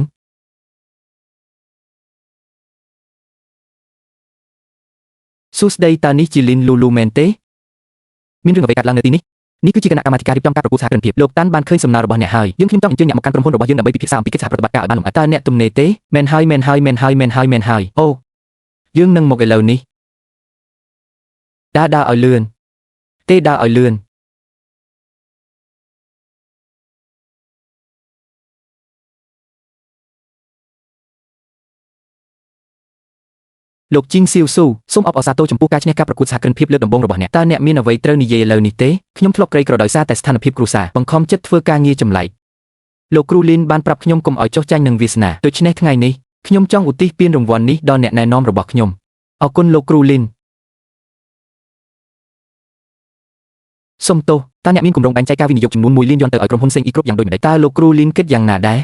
សំណើរបស់ខ្ញុំគឺដាក់លុយទាំងអស់ថាមពលនិងការខិតខំប្រឹងប្រែងទាំងអស់ត្រូវបានឧទ្ទិសដល់ការអភិវឌ្ឍផលិតផលព្យាយាមស្វែងរកផលិតផលដែលមានគុណភាពខ្ពស់វិនិយោគ1 លានដុល្លារលើការស្រាវជ្រាវនិងអភិវឌ្ឍបន្ទាប់មកតើនៅសល់ប្រាក់ចំណេញអ្វីការចាប់ផ្ដើមអាជីវកម្មមិនមែនគ្រាន់តែនិយាយអំពីទ្រឹស្ដីនោះទេចាំងអ្នកត្រូវគិត2 ដង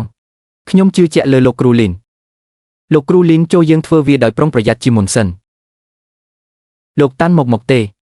ចូលម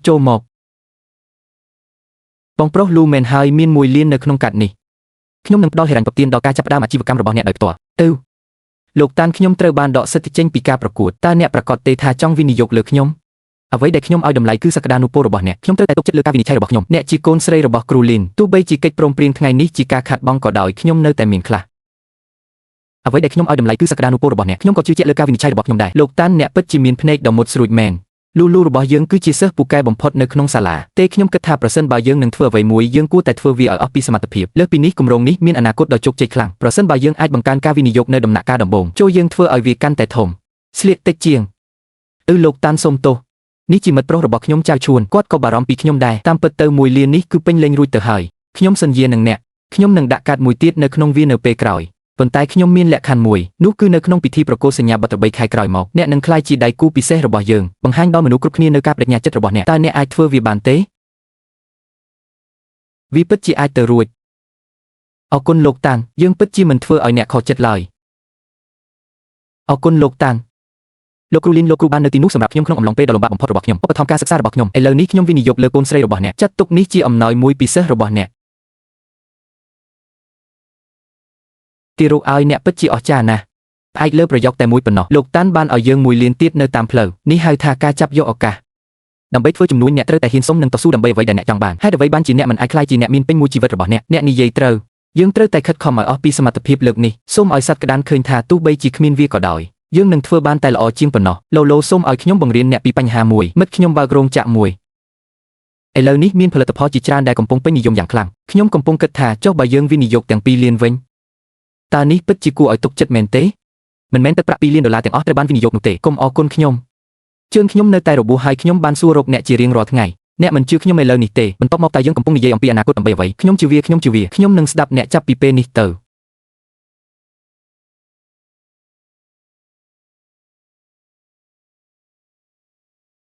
លោកគ្រូលីយងទៅតាមគោលការណ៍របស់លោកគ្រូខ្ញុំបានបង្កើតផែនការទំនុកចិត្តមួយស្រទាប់ទាំង7នៃហិរញ្ញប្បទានជាការស្រាវជ្រាវគម្រោងស្នូលរបស់យើង2 អ្នកក្នុងចំណោមពួកគេត្រូវបានប្រើជាការឈ្លានពានទ្វេដង10ដែលនៅសល់ត្រូវបានប្រើសម្រាប់ការស្រាវជ្រាវទីផ្សារគិតគូរខ្លាំងណាស់ សមាមាត្របែងចែកនេះគឺមានសុវត្ថិភាពបំផុត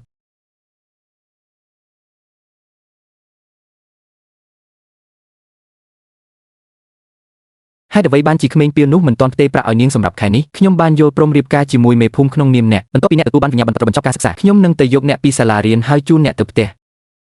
តើមានអ្វីកើតឡើងក្នុងអំឡុងពេលស៊ីវស៊ូមិនអីទេមិនថាមានរឿងអ្វីកើតឡើងក៏ដោយនេះជាឈុតឆាកតែមួយគត់ដែលអនុញ្ញាតឲ្យខ្ញុំរត់គេចពីភ្លើងហើយផ្លាស់ប្ដូរវាសនារបស់ខ្ញុំត្រូវតែជោគជ័យខ្ញុំពិតជាត្រូវតែជោគជ័យខ្ញុំពិតជានឹងយកនរណាម្នាក់ធ្វើជាកូនចិញ្ចឹមនៅក្នុងពិធីប្រគល់សញ្ញាបត្រនេះមែនចូលយើងមើលថាតើអ្នកបានជួយខ្ញុំប៉ុន្មានអ្នកមិនត្រឹមតែរករោងចក្រឲ្យខ្ញុំទេថែមទាំងអ្នកនៅតែអាចរក្សាការចំណាយឲ្យទៀតបានប្រាក់ចំណូលរបស់យើងបានឈានដល់ជិត10លានក្នុងរយៈពេលត្រឹមតែ3ខែប៉ុណ្ណោះលោកតាន់នឹងនៅទីនោះនៅពេលនោះអ្នកត្រូវតែសម្ដែងបានល្អនេះអនុញ្ញាតឲ្យមានការវិនិយោគបន្ថែមកុំបារម្ភអីជីងស៊ីវស៊ូពិតជាមនុស្សឥតប្រយោជន៍មែនដរាបណាលោកតាន់ឃើញយើងទាំងពីរអ្នកនៅជាមួយគ្នាពិតណាស់អ្នកនឹងជ្រើសរើសខ្ញុំមិនអីទេខ្ញុំមិននិយាយជាមួយអ្នកទៀតទេ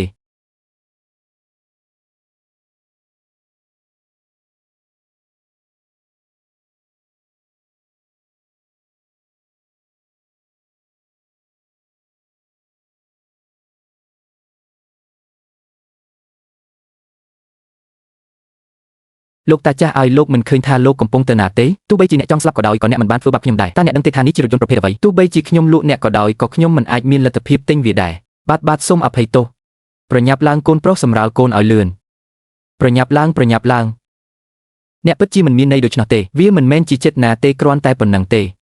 មើលការខូចខាតដែលអ្នកបានធ្វើចំពោះឡានខ្ញុំទៅសូម្បីតែស្នាមឆ្កូតតូចមួយនេះក៏ត្រូវចំណាយអស់រាប់ម៉ឺនយ៉នដែរគ្មានលុយទេសូមមេត្តាករុណាខ្ញុំគ្មានលុយទេខ្ញុំបានមកជួបកូនស្រីរបស់ខ្ញុំនៅពេលទំនេរការញ៉ាំគឺទាំងអស់អំពីការញ៉ាំហាអូ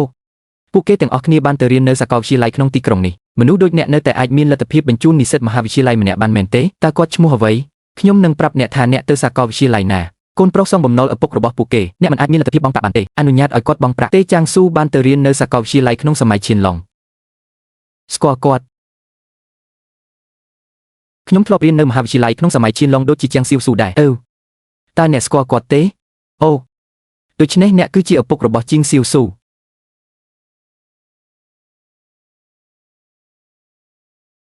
មិនអីទេពូខ្ញុំនឹងនាំពូទៅមើលកូនស្រីរបស់លោកតើវាតាក់ទងនឹងថ្លៃជួសជុលទេតោះទៅ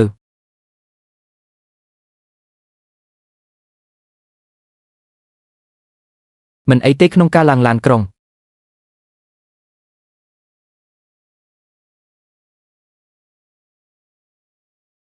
ស៊ីងស៊ីវស៊ូពិតជាទេពអប្សរថ្ងៃនេះខ្ញុំនឹងអនុញ្ញាតឲ្យអ្នកភ្លឺចែងចាំងនៅចំពោះមុខសាលាទាំងមូល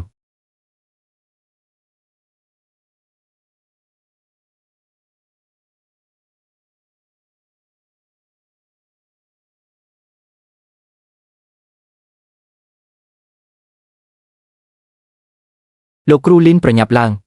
សិស្សានុសិស្សឲ្យសិស្សានុសិស្សលោកគ្រូលីនមកដល់ហើយលោកគ្រូលីនឥឡូវនេះសិស្សរបស់លោកបានបញ្ចប់ការសិក្សាទាំងអស់ហើយលើពីនេះអត្រាការងាររបស់ពួកគេគឺខ្ពស់បំផុតឥឡូវនេះអ្នកលែងចាំបាច់បារម្ភទៀតហើយមែនទេមែនហើយអ្នកទាំងអស់គ្នាពិតជាមានសង្ឃឹមណាស់លោកគ្រូលីនបើអ្នកសួរខ្ញុំពួកយើងជាសិស្សពូកែបំផុតអ្នកដែលត្រូវបានបញ្ជូនមកគឺកូនស្រីរបស់អ្នកគឺលីនលូលូខ្ញុំបានឮថាគាត់ត្រូវបានកត់សម្គាល់ឃើញដោយប្រធានតាន់នៃសេងស៊ីគ្រប់ក្នុងរយៈពេលត្រឹមតែ3ខែប៉ុណ្ណោះអាជីវកម្មនោះកំពុងរីកចម្រើនយ៉ាងខ្លាំងមាត្រដ្ឋានបានលើសពី10លានរួចហើយដល់ស្រីស្នំនាពេលអនាគតពួកយើងដែលជាមិត្តរួមថ្នាក់ចាស់នៅតែត្រូវគោរពឧត្តមសេនីយ៍លីនលោកគ្រូលីនសូមប្រាប់អ្នកចាត់ការទូទៅលីនឲ្យមើលថែយើងខ្ញុំឲ្យបានល្អអូព្រះជាម្ចាស់ឲ្យមើលតើអ្នកណាបើកឡានស្អាតបែបនេះ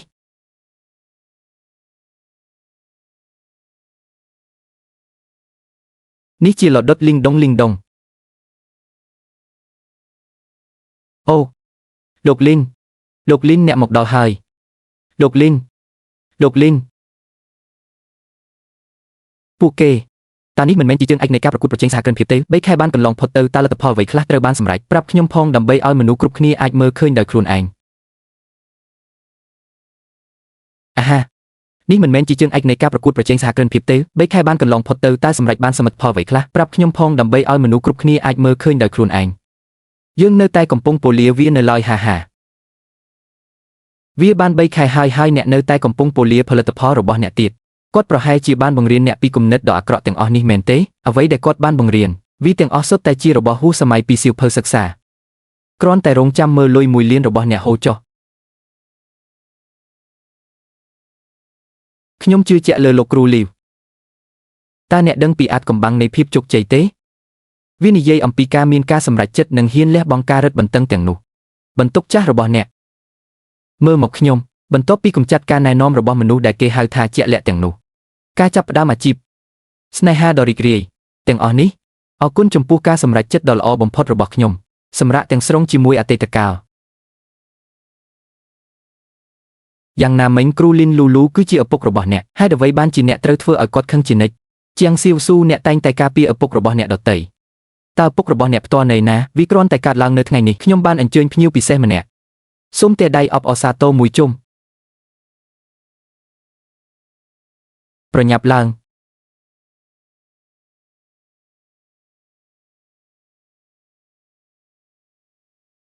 ក្មេងស្រីលក់ទំនិញខ្ញុំហៅអ្នកហើយអ្នកកំពុងធ្វើពុតជាស្លាប់មែនទេឆាប់ទៅផ្ទះវិញទៅឈួតហើយឲ្យខ្ញុំស្លាប់មួយផ្លេតតើអ្នកកំពុងធ្វើអ្វីនៅទីនេះបើខ្ញុំមិនបានមកទេអ្នកក៏មិនដឹងថាអ្នកជានរណាទៀតដែរមេភូមិបានរៀបចំបណ្ណាការចំនួន200,000 យ៉នរួចហើយអ្នកត្រឡប់មកទីនេះវិញឥឡូវនេះខ្ញុំមិនត្រឡប់ទៅវិញទេខ្ញុំចង់ស្នាក់នៅទីនេះហើយបន្តការសិក្សារបស់ខ្ញុំអានសៀវភៅច្រើនយ៉ាងនេះមានប្រយោជន៍អ្វីទៅកូនតូចខ្ញុំបានចំណាយសម្រាប់ការសិក្សារបស់អ្នកដើម្បីឲ្យអ្នកអាចរត់លេងនៅខាងក្រៅបានអ្នកត្រូវត្រឡប់ទៅវិញហើយដោះស្រាយរឿងនេះឥឡូវនេះជាងស៊ីវស៊ូមើលឪពុកឯងខំប្រឹងធ្វើការណាស់ថែរក្សាអ្នកដោយការយកចិត្តទុកដាក់និងការខិតខំប្រឹងប្រែងយ៉ាងខ្លាំងអ្នកមិនអាចជាមនុស្សរមើលគុណបានទេមែនទេត្រឡប់ទៅរកឪពុករបស់អ្នកវិញហើយរៀបការអ្នកផ្ដល់ថ្លៃសិក្សារបស់ខ្ញុំត្រូវបានគ្របដណ្ដប់ដោយប្រាក់កម្ចីសិក្សាការចំណាយលើការរស់នៅរបស់ខ្ញុំរកបានវាបន្តិចម្ដងតាមរយៈការងារក្រៅម៉ោងក្នុងរយៈពេលប៉ុន្មានឆ្នាំមកនេះអ្វីដែលអ្នកបានធ្វើគឺគ្រាន់តែសុំលុយខ្ញុំបន្តិចម្ដងតើអ្នកកំពុងធ្វើអ្វីឲ្យប្រាកដជីវិតរបស់អ្នកត្រូវបានប្រគល់ឲ្យអ្នកដោយខ្ញុំជាឪពុករបស់អ្នកខ្ញុំនឹងធ្វើឲ្យអ្នករៀបការជាមួយទឹកអ្នកបានធ្វើឲ្យអ្នករៀបការជាមួយទឹកស្កេនអ្នកគ្មានអ្វីចម្លែកទេបន្ទាប់ពីពិធីបញ្ចប់ការសិក្សាក្នុងជីវិតមុនរបស់ខ្ញុំជាងស៊ីវស៊ូបានបាត់ខ្លួនដោយគ្មានដានវាបង្ហាញថាគាត់ត្រូវបានឪពុករបស់គាត់អូសទាញឲ្យរៀបការអ្នកពិតជាបានធ្វើឲ្យខ្ញុំខូចចិត្តមែនវាគ្រាន់តែត្រូវការសម្អាតប៉ុណ្ណោះរមៀលគាត់បាននិយាយថាគាត់មិនមានឆន្ទៈទេគាត់បាននិយាយថាគាត់មិនមានឆន្ទៈទេតើអ្នកជានរណាខ្ញុំត្រូវការ2 យ៉នដើម្បីប្រដៅកូនស្រីរបស់ខ្ញុំគាត់បានលក់កូនស្រីរបស់គាត់ក្នុងតម្លៃត្រឹមតែ200,000 យ៉នប៉ុណ្ណោះតើអ្នកសមនឹងធ្វើជាឪពុករបស់ខ្ញុំទេឈប់ផ្ដល់ឲ្យខ្ញុំនៅការភ័ន្តច្រឡំទាំងនេះទៅខ្ញុំមិនជឿថាបេះដូងរបស់ជីងស៊ីវស៊ូនៅតែដែលឥឡូវនេះទេខ្ញុំមិនទៅផ្ទះផងហ៊ាននិយាយតបមកខ្ញុំយ៉ាងម៉េចវាបង្ហាញថាពួកគេទាំងអស់ត្រូវបានគ្រូរបស់អ្នកបង្ខូច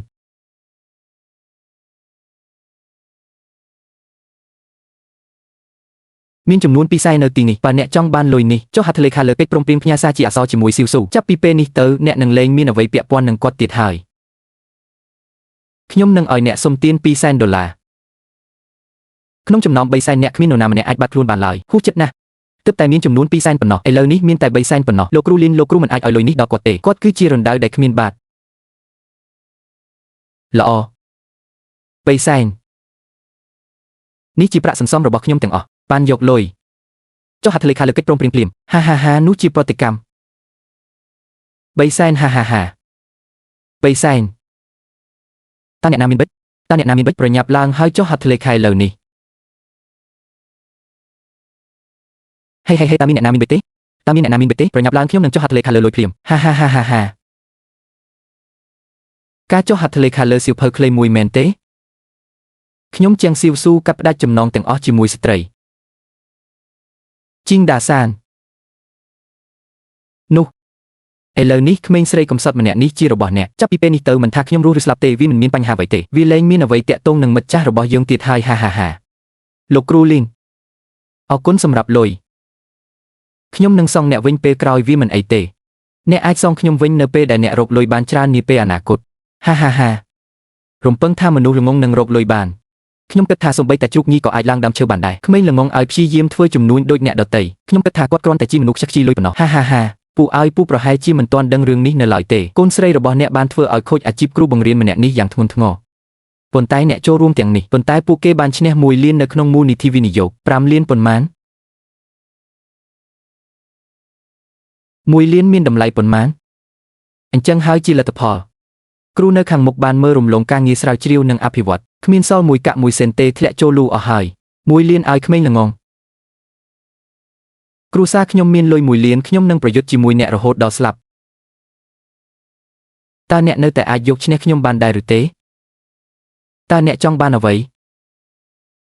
ស៊ីវស៊ូឲ្យអ្នករកបានរួចហើយគាត់ធ្វើការវិនិយោគណាមួយជាមួយប្រាក់តើអ្នកមិនសមនឹងឆ្លងកាត់ទេក្មេងស្រីល្ងងឲ្យខ្ញុំមាន1 លាន តើអ្នកអាចជឿដោយរបៀបណាថាបើនេះបង្កើតលទ្ធផលបែបនេះខ្ញុំជឿជាក់លើលោកគ្រូលីនលោកឈិនស៊ីវស៊ូខ្ញុំពិតជាកោតសរសើរចំពោះភាពរឹងរូសរបស់អ្នកណាស់ខ្ញុំមិនរកបានមួយកាក់មួយសេនអស់រយៈពេល3ខែមកហើយអ្នកនៅតែជឿគាត់មែនទេតើអ្នកទាំងអស់គ្នាគិតយ៉ាងណាចំពោះរូបនេះវាដូចជាត្រូវបានលក់អស់ហើយនៅតែជួយអ្នកលក់រាប់លុយហើយចុះប្រាក់ខែរបស់ខ្ញុំវិញរកចំណូលបានជាង10លានក្នុងរយៈពេល3ខែហើយអ្នកទើបតែខាតបង់ប្រាក់$1លានរបស់អ្នកហេតុអ្វីបានជាអ្នកមិនព្រមទទួលស្គាល់វាវិធីសាស្ត្រដែលសត្វក្តានបានបង្រៀនអ្នកគឺហួសសម័យហើយនៅក្នុងសម័យកាលនេះអ្នកណាលក់នឹងស្លាប់ចៅហ្វាយលូបានធ្វើរឿងត្រឹមត្រូវឥឡូវនេះវាមានតម្លៃ3យន្តស៊ីវស៊ូនៅតែតូចតាចពេកព្រើធ្លាក់តិចតួចដំណឹងល្អប៉ាតង់របស់អ្នកត្រូវបានអនុម័តហើយការពិនិត្យប៉ាតង់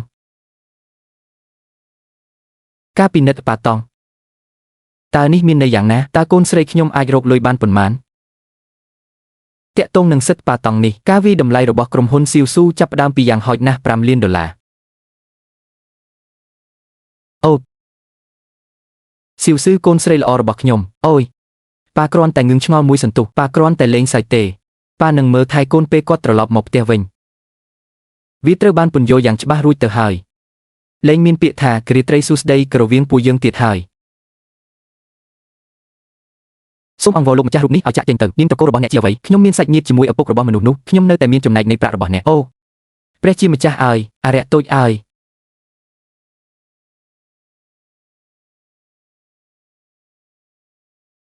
សូមអបអរសាទរជាងស៊ីវស៊ូអ្នកបានលក់ខ្លួនឯងទៅឲ្យឪពុកខ្ញុំក្នុងតម្លៃ$3សែនទ្រព្យសម្បត្តិសុទ្ធរបស់អ្នកនឹងកើនឡើងយ៉ាងខ្លាំងក្នុងរយៈពេលដ៏ខ្លីស្រមុកមីសេឡុងតើខ្ញុំអាចមានកូនស្រីបែបនេះដោយរបៀបណាអូអ្នកមិនដែលវាខ្ញុំទេខ្ញុំស្អប់ដែលខ្ញុំវាអ្នកហេតុអ្វីបានជាខ្ញុំវាអ្នកតើខ្ញុំចិញ្ចឹមកូនបែបនេះដោយរបៀបណាកូនស្រីដែលមិនអាចបែងចែកខុសត្រូវបានការអប់រំអ្វីដែលអ្នកហៅថាការអប់រំមិនមែនគ្រាន់តែចង់រកលុយឲ្យខ្ញុំជួយចិញ្ចឹមអ្នកពេលអ្នកចាស់ទេឪពុកនិងកូនស្រីរបស់ជាងស៊ីវស៊ីវតើអ្នកពូកែប៉ុណ្ណាទៅតើពួកគេទាំងអស់គ្នាគ្រាន់តែប្រើប្រាស់យើងជាឧបករណ៍សម្រាប់ផលប្រយោជន៍ផ្ទាល់ខ្លួនមែនទេឪពុករបស់ជាងស៊ីវស៊ូបានលក់កូនស្រីរបស់គាត់ដូច្នេះតើអ្នកល្អជាងប៉ុន្មានតើពួកគេទាំងអស់គ្នាគ្រាន់តែប្រើប្រាស់យើងជាឧបករណ៍សម្រាប់ផលប្រយោជន៍ផ្ទាល់ខ្លួនមែនទេលីនលូលូអ្វីទាំងអស់ដែលខ្ញុំបានធ្វើសម្រាប់អ្នកតែងតែកញ្ញាអ្វីខ្ញុំកំពុងបញ្ជាក់ពីការពិតការចូលរួមចំណែករបស់អ្នកគឺគ្មានអ្វីក្រៅពីការបោកគក់និងចម្អិនអាហារឲ្យខ្ញុំនោះទេតើអ្នកនឹងជួបខ្ញុំទៅនឹងមកពីសាលារៀនទេតើអ្នកបានធ្វើអ្វីទៀតសម្រាប់ខ្ញុំពេលខ្ញុំត្រូវការជំនួយទៅសាលារៀនធ្លាប់បារម្ភពីខ្ញុំទេខ្ញុំត្រូវការជំនួយក្នុងការចាប់ផ្ដើមអាជីវកម្មផ្ទាល់ខ្លួនតើអ្នកអាចជួយខ្ញុំអ្វីខ្លះបានស្នេហាពិតវាមិនដែលជាការសម្រាលកូននិងការចិញ្ចឹមកូននោះទេផ្ទុយទៅវិញវាគឺជាការគ្រប់គ្រងមួយតើអ្នកដឹងទេថាលោកតាន់បានជួយអ្នកបានប៉ុន្មានតាន់មីងយៀននោះគឺលោកតាន់គាត់បានជួបគាត់តែម្ដងប៉ុណ្ណោះពួកគេបានផ្ដល់ឲ្យខ្ញុំនៅការវិនិយោគពេញលេញចំនួន$2លាននេះគឺជាព្រះគុណពិតនៃការត្រូវបានលើកឡើងវាហាក់ដូចជាគាត់មិនដឹងអំពីទំនាក់ទំនងរវាងខ្ញុំនិងតាន់មីងយៀនទ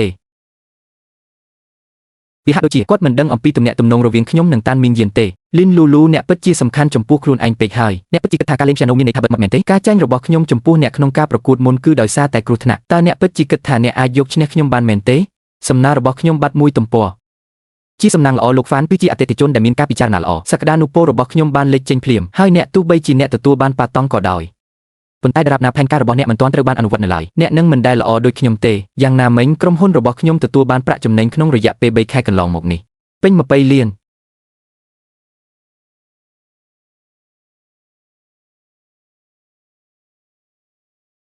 20លានក្នុងរយៈពេល3ខែលីនរុនលូគ្រាន់តែជាអ្នកជំនាញខាងស្លឹកឈើម៉ាប៉េម្នាក់ប៉ុណ្ណោះមែនហើយវាបំភ្លឺពេកហើយគ្មានអ្វីចម្លែកទេដែលលោកប្រធានាធិបតីតាន់គិតគូរពីគាត់ពុកម្លេះដូច្នេះលោកលីនអ្នកពិតជាមានទេពកោសល្យពិតប្រាកដមែនលោកឌីងមានរឿងអាក្រក់កើតឡើងហើយមានរឿងធំមួយបានកើតឡើងចំពោះក្រុមហ៊ុនរបស់យើងអ្នកចាត់ការទូទៅលីនអូមានរឿងដ៏អាក្រក់មួយបានកើតឡើងចំពោះក្រុមហ៊ុនរបស់យើងតើអាកប្បកិរិយាភ័យស្លន់ស្លោបែបណានោះមានអ្វីកើតឡើងគម្រោងដែលក្រុមហ៊ុនរបស់យើងធ្លាប់បានសហការគ្នាពីមុនវាត្រូវបានលេចធ្លាយហើយឥឡូវនេះមនុស្សគ្រប់គ្នានៅលើអ៊ីនធឺណិតរួមទាំងពួកយើងផងដែរកំពុងលក់ទំនិញខ្លាំងៗរូបមន្តរបស់យើងបានឈានដល់90អ្នកបើកបររបស់យើងកាត់ផ្ដាច់ទាំងស្រុងមានអ្វីកើតឡើងចៅជេនគឺអមនុស្សធម៌ណាស់លោកសើនៅក្រុមហ៊ុនឥឡូវនេះវាត្រូវបានលក់ទៅឲ្យអ្នកទិញនិងអ្នកយកព័ត៌មានពួកគេមិនអាចចេញបានទេយើងគ្រាន់តែរងចាំអ្នកត្រឡប់ទៅវិញអត់ខ្ញុំមិនអាចត្រឡប់ទៅវិញបានទេតាំងសានសាងនឹងមកដល់ក្នុងពេលឆាប់នេះខាងសានសាងពិតជានឹងរកវិធីជួយខ្ញុំប៉ុន្តែអ្នកបានចាក់ចេញលោកចៅបានសួរថាតើលោកមានឆន្ទៈដែរឬទេលោកប្រធានាធិបតីហាន់គិតគូរពីខ្ញុំខ្ពស់ណាស់គាត់ពិតជានឹងជួយខ្ញុំ លោកតាន់ទីបំផុតលោកបានមកដល់ហើយលោកតាន់ក្រុមហ៊ុនរបស់ខ្ញុំកំពុងជួបប្រទះបញ្ហាតូចមួយនៅពេលនេះតើអ្នកអាចបែងចែកប្រាក់មួយចំនួនទឹកប្រាក់ទៀតដើម្បីវិនិយោគលើខ្ញុំបានទេអ្នកជឿខ្ញុំពិតជានឹងបង្កើតសេរីរុងរឿងថ្មីរង្វាន់ទ្វេដងសម្រាប់អ្នកខ្ញុំដឹងរួចហើយអំពីអ្វីដែលបានកាត់ឡើងចំពោះអ្នកខ្ញុំពិតជាមិនដែលគិតពីរឿងនោះទេទំនិញខ្លាំងៗមួយបាច់ត្រូវបានលាយបញ្ចូលគ្នាចាស់ទុំពេកអ្នកពិតជាធ្វើឲ្យខ្ញុំខកចិត្តមែនទេលោកតាន់ខ្ញុំក៏មិនដឹងដែរខ្ញុំមិនដឹងថាហេតុអ្វីបានជារោងចក្រនោះធ្វើបែបនេះទេខ្ញុំក៏ធ្លាប់ត្រូវគេបោកប្រាស់ដែរខ្ញុំអាចជួយអ្នកបានប៉ុន្តែខ្ញុំត្រូវសួរលោកគ្រូលីនខ្ញុំចង់សួរលោកគ្រូលីនមួយសំណួរខានជួបគ្នាយូរហើយលោកគ្រូលីនមានន័យយ៉ាងណាតើលោកតាន់មានន័យដូចម្ដេចតើអ្នកស្គាល់លីនយ៉ាងទេលីនយានតើមានអ្វីកើតឡើងពិតប្រាកដប្រាប់ខ្ញុំឲ្យបានត្រឹមត្រូវលោកគ្រូលីនបានអនុវត្តតាមច្បាប់និងបទបញ្ញត្តិយើងមិនអាចធ្វើការវិនិយោគបន្ថែមទៀតបានទេប៉ុន្តែប្រសិនបើវាមិនមែនសម្រាប់កូនស្រីរបស់អ្នកទេតារាបណាអ្នកនិយាយខ្ញុំសុខចិត្តជួយគាត់ឆ្លងកាត់គ្រាលំបាកនេះលោកតាន់អ្នកធ្លាប់បានធ្វើករណីលើកលែងហើយបានវិនិយោគលើខ្ញុំពីមុនវាដោយសារតែលីនយ៉ាវត្រូវហើយវាដោយសារតែអ្នកជាកូនស្រីរបស់គ្រូលីនបើមិនដូច្នោះទេហេតុអ្វីបានជាខ្ញុំត្រូវយកចិត្តទុកដាក់ចំពោះព័ត៌មានមួយផែនការដែលត្រូវបានលុបចោលលោកគ្រូលីនវាជាគំនិតរបស់ខ្ញុំដែលត្រូវបានដកចេញពីអំណាចរបស់ខ្ញុំចង់ផ្ដល់ឱកាសឲ្យលូចាប់ផ្ដើមអាជីវកម្មផ្ទាល់ខ្លួនប៉ុន្តែខ្ញុំមិនដែលនឹកស្មានថាវានឹងបង្កភាពរញ៉េរញ៉ៃធំបែបនេះទេខ្ញុំសុខចិត្តទ្រាំទ្រនឹងការខាតបង់នេះមិនចាំបាច់ទេមនុស្សម្នាក់ទទួលខុសត្រូវរៀងខ្លួនហេតុអ្វីអ្នកត្រូវប្រាប់ខ្ញុំអំពីអ្វីដែលបានកើតឡើងរវាងអ្នកនិងគាត់អ្នកចាត់ការទូទៅចេញលូបានផ្ដាច់ទំនាក់ទំនងជាមួយតេហ្វាយរបស់នាងរួចហើយអ្នកពិតជាមានចិត្តល្អមែនរហូតដល់ផ្ញើសារខុសលោកលីងតោះយើងទៅឥឡូវនេះត្រឡប់ទៅក្រុមហ៊ុនវិញល្អសូមទោសលោកគ្រូលីនខ្ញុំបានទទួលយកវាដោយខ្លួនឯងដើម្បីធ្វើការសម្រេចចិត្តសូមអភ័យទោសលោកគ្រូលីវាជាការសម្រេចចិត្តរបស់ខ្ញុំផ្ទាល់លីយានច្រើនឆ្នាំម្ល៉េះកិច្ចប្រជុំលើកដំបូងអ្នកបានឃើញអ្វីមួយដ៏អាក្រក់បែបនេះឈុតឆាកអ្នកសូមថែរក្សាសុខភាពរបស់អ្នកឲ្យបានល្អកុំធ្វើការហួសកម្លាំងខ្លួនឯងពួកគេបានក្លាយជាមនុស្សហញ៉េញ៉ៃមែនអូគ្រូសានីមួយមានបញ្ហារៀងខ្លួនអាហានេះជាជីងស៊ីវស៊ូមែនទេខ្ញុំបានឮថាប៉ាតង់របស់អ្នកត្រូវបានអនុម័តហើយអនាគតដ៏ភ្លឺស្វាងកំពុងរងចាំអរគុណលោកតាន់ទាំងអស់នេះអរគុណដល់លោកគ្រូលីនល្អដោយមិនប្រអើតក្រទុំឬអន្ទះសារប្រសិនបើគម្រោងរបស់អ្នកតម្រូវឲ្យមានការវិនិយោគសុំគុំអាជីវកម្មផ្ទាល់ខ្លួនរបស់ពួកគេឲ្យគេទៅចុះហើយដើរផ្លូវរៀងខ្លួនទៅអ្នកមិនគួរព្យាយាមបង្ខំឲ្យអ្វីលូតលាស់លឿនពេកទេពិធីប្រគល់សញ្ញាបត្រដល់និស្សិតបានចាប់ផ្ដើមហើយតោះទៅ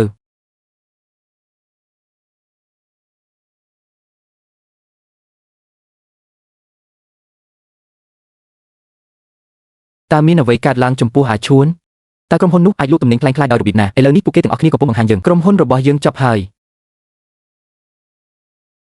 យលូកុំភ័យអីខ្ញុំក៏មិនដឹងដែរគាត់បាននិយាយថារោងចក្រនោះជាកន្លែងឆ្ងាយសម្រាប់គាត់បងប្អូនជីដូនមួយរបស់ខ្ញុំជាម្ចាស់វាហើយពួកគេនៅតែនិយាយថាទំនិញល្អនិងថោកពេលនោះខ្ញុំមិនដឹងថាគាត់បានកុហកខ្ញុំទេខ្ញុំពិតជាសោកស្ដាយណាស់បងអូនថ្លៃស្រីខ្ញុំមិននឹកស្មានថាបងប្អូនជីដូនមួយរបស់ខ្ញុំនឹងធ្វើអ្វីបែបនេះទេគាត់បានបញ្ជូនមនុស្សចង្រៃមកប្រាប់ខ្ញុំថាគ្មានបញ្ហាទេប្រសិនបើខ្ញុំបានដឹងខ្ញុំពិតជាមិនបោកប្រាស់អ្នកឬបងប្រុសជួនទេមែនហើយអ្នកអាចគ្រាន់តែនិយាយថាពួកខ្ញុំមិនដឹងទេក៏ហើយនោះហើយជាវាតើមានអ្វីកើតឡើងចំពោះប្រាក់ដែលយើងបានវិនិយោគខ្ញុំមិនអាចប្រាប់បានទេថាត្រូវធ្វើអ្វីតើយើងគួរធ្វើអ្វីខ្លះចំពោះក្រុមហ៊ុនរបស់យើងបន្ទោសចំណូលរបស់អ្នកប្រាប់ខ្ញុំថាអ្នកធានាថានឹងរកលុយដោយមិនខាតបង់អ្វីទាំងអស់តើយើងធ្វើអ្វីឥឡូវនេះក្រុមហ៊ុនត្រូវបានបញ្ចប់អ្វីត្រូវបានបំផ្លាញ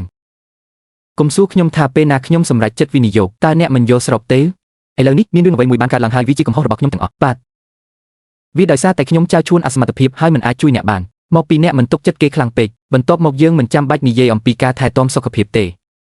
មិនអីទេខ្ញុំនឹងមើលថែការសិក្សាកំពុងសម្លឹងមើលអូអាសេងខ្ញុំគ្មានចិត្តណាទេខ្ញុំគ្រាន់តែថប់បារម្ភពេកប៉ុណ្ណោះកុំខឹងអីមិនអីទេយើងទាំងអស់គ្នាស្ថិតនៅក្នុងទូកតែមួយប្រសិនបើក្រុមហ៊ុនមានបញ្ហាយើងគួរតែធ្វើការរួមគ្នាដើម្បីស្វែងរកដំណោះស្រាយជំនួសឲ្យការបន្ទោសគ្នាទៅវិញទៅមកតើអ្នកយល់ទេខ្ញុំយល់ខ្ញុំទើបតែប្រញាប់ប្រញាល់ពេកឥឡូវនេះកុំខឹងទៀតអូព្រះជាម្ចាស់ឲ្យខ្ញុំអត់ទោសឲ្យអ្នកផ្ទះរបស់យើងនៅតែស្ថិតនៅក្នុងពោះរបស់វាឬយើងគួរលេងម្ដងទៀតការវិនិយោគមួយទៀតត្រូវបានទាមទារឬយើងគួរលេងម្ដងទៀតការវិនិយោគមួយទៀតត្រូវបានទាមទារខ្ញុំទើបតែដឹងថ្ងៃនេះទេមូលហេតុដែលលោកតាន់បានវិនិយោគលើខ្ញុំវាដោយសារតែគាត់ជាសិស្សរបស់ឪពុកខ្ញុំប៉ុន្តែទំនាក់ទំនងរបស់ខ្ញុំជាមួយឪពុកខ្ញុំបានស្លាប់ទៅហើយបន្ទាប់មកតើអ្នកមានប្រយោជន៍អ្វីអាសានត្រូវតែមានវិធីផ្សេងសូមឲ្យខ្ញុំគិតវិធីមួយផ្សេងទៀតដោយវិធីនេះសត្វស្វាពីមុនពឹងផ្អែកលើព័ត៌មានខាងក្នុងនៅពេលនេះខ្ញុំមានអារម្មណ៍ថាដូចជាខ្ញុំបានទិញទំនិញពីហាងមួយចំនួនអញ្ចឹងហាងនោះជិតបើកហើយ គេនិយាយថាវាមានតម្លៃ5លាននោះគ្រប់គ្រាន់សម្រាប់យើងដើម្បីបង្វែរស្ថានភាពពិតជាពិតមែនប៉ុន្តែយើងត្រូវរងចាំរហូតដល់ហាងនោះឡើងថ្លៃឆក់គាត់ទៅប៉ុន្តែយើងមិនមានលុយនោះនៅនឹងខ្លួនទេស្រមុកប្អូនថ្លៃស្រីខ្ញុំបានរៀបបញ្ជីវិធីរកលុយទាំងអស់ម្ដងមួយ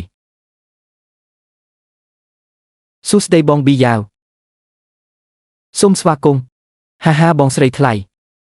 នេះជាបងប្រុសប៊ីវដែលខ្ញុំបាននិយាយប្រាប់អ្នកដែលឲ្យអ្នកខ្ចីលុយលើកមុនគឺបងប្រុសប៊ីវខ្ញុំមានក្តីសង្ឃឹមខ្ពស់ចំពោះចក្ខុវិស័យនិងសមត្ថភាពរបស់អ្នកក៏ដឹងដែរលើកមុនយើងត្រូវបង់ការប្រាក់ចំនួន 130,000 ជាបន្ទាន់បងប្រុសប៊ីវបានលើកលែងថ្លៃសេវាទាំងអស់សម្រាប់អ្នកចូលយើងចាត់ទុករឿងនេះថាជាការបង្កើតមិត្តភក្តិពិតមែនឬបងប្រុសប៊ីយ៉ាវអរគុណច្រើនដូច្នេះលើកនេះបងប៊ីវសុខចិត្តឲ្យអ្នកខ្ចីប្រាក់2លានទៀតអ្នកញ៉ាំតែរបស់ល្ងងទេអ្នកនឹងត្រឡប់មកវិញខ្ញុំនឹងធ្វើវាមិនអីទេគ្រប់គ្រាន់ហើយសម្រាប់រឿងមិនសមហេតុផលចុះហត្ថលេខាលើកិច្ចសន្យាដោយផ្ទាល់ខ្ញុំបានចុះហត្ថលេខានោះគឺ2លានចំនួនទឹកប្រាក់ច្រើនពេកខ្ញុំចាប់ផ្ដើមភ័យស្លន់ស្លោហើយថ្ងៃត្រង់ហើយមែនទេបុរសម្នាក់នេះប៊ីយ៉ាវប៉ុន្តែតើខ្ញុំនឹងបងប្រុសរបស់ខ្ញុំដែលតែងតែនៅក្នុងភ្លៀងនឹងកុហកអ្នកមែនទេវាមិនអីទេ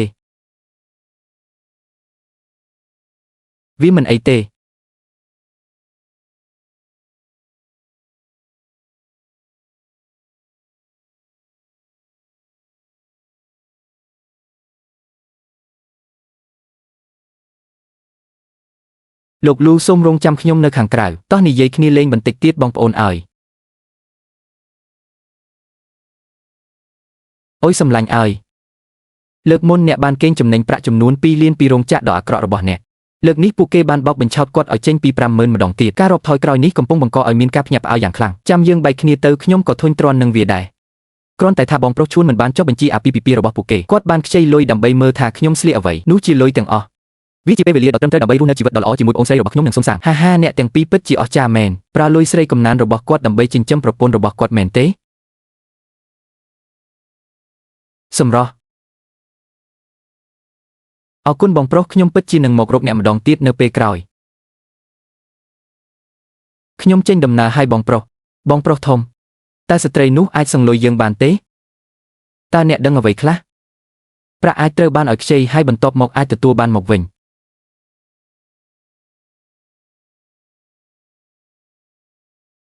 លោកគ្រូលីទាំងនេះសុទ្ធតែជាផលិតផលរបស់ក្រុមអាជីវកម្មរបស់យើងចាប់ផ្ដើមខែក្រោយផ្លូវពាណិជ្ជកម្មបានបើកសម្ពោធជាផ្លូវការតម្លៃនៃតំបន់នេះនៅពេលនោះ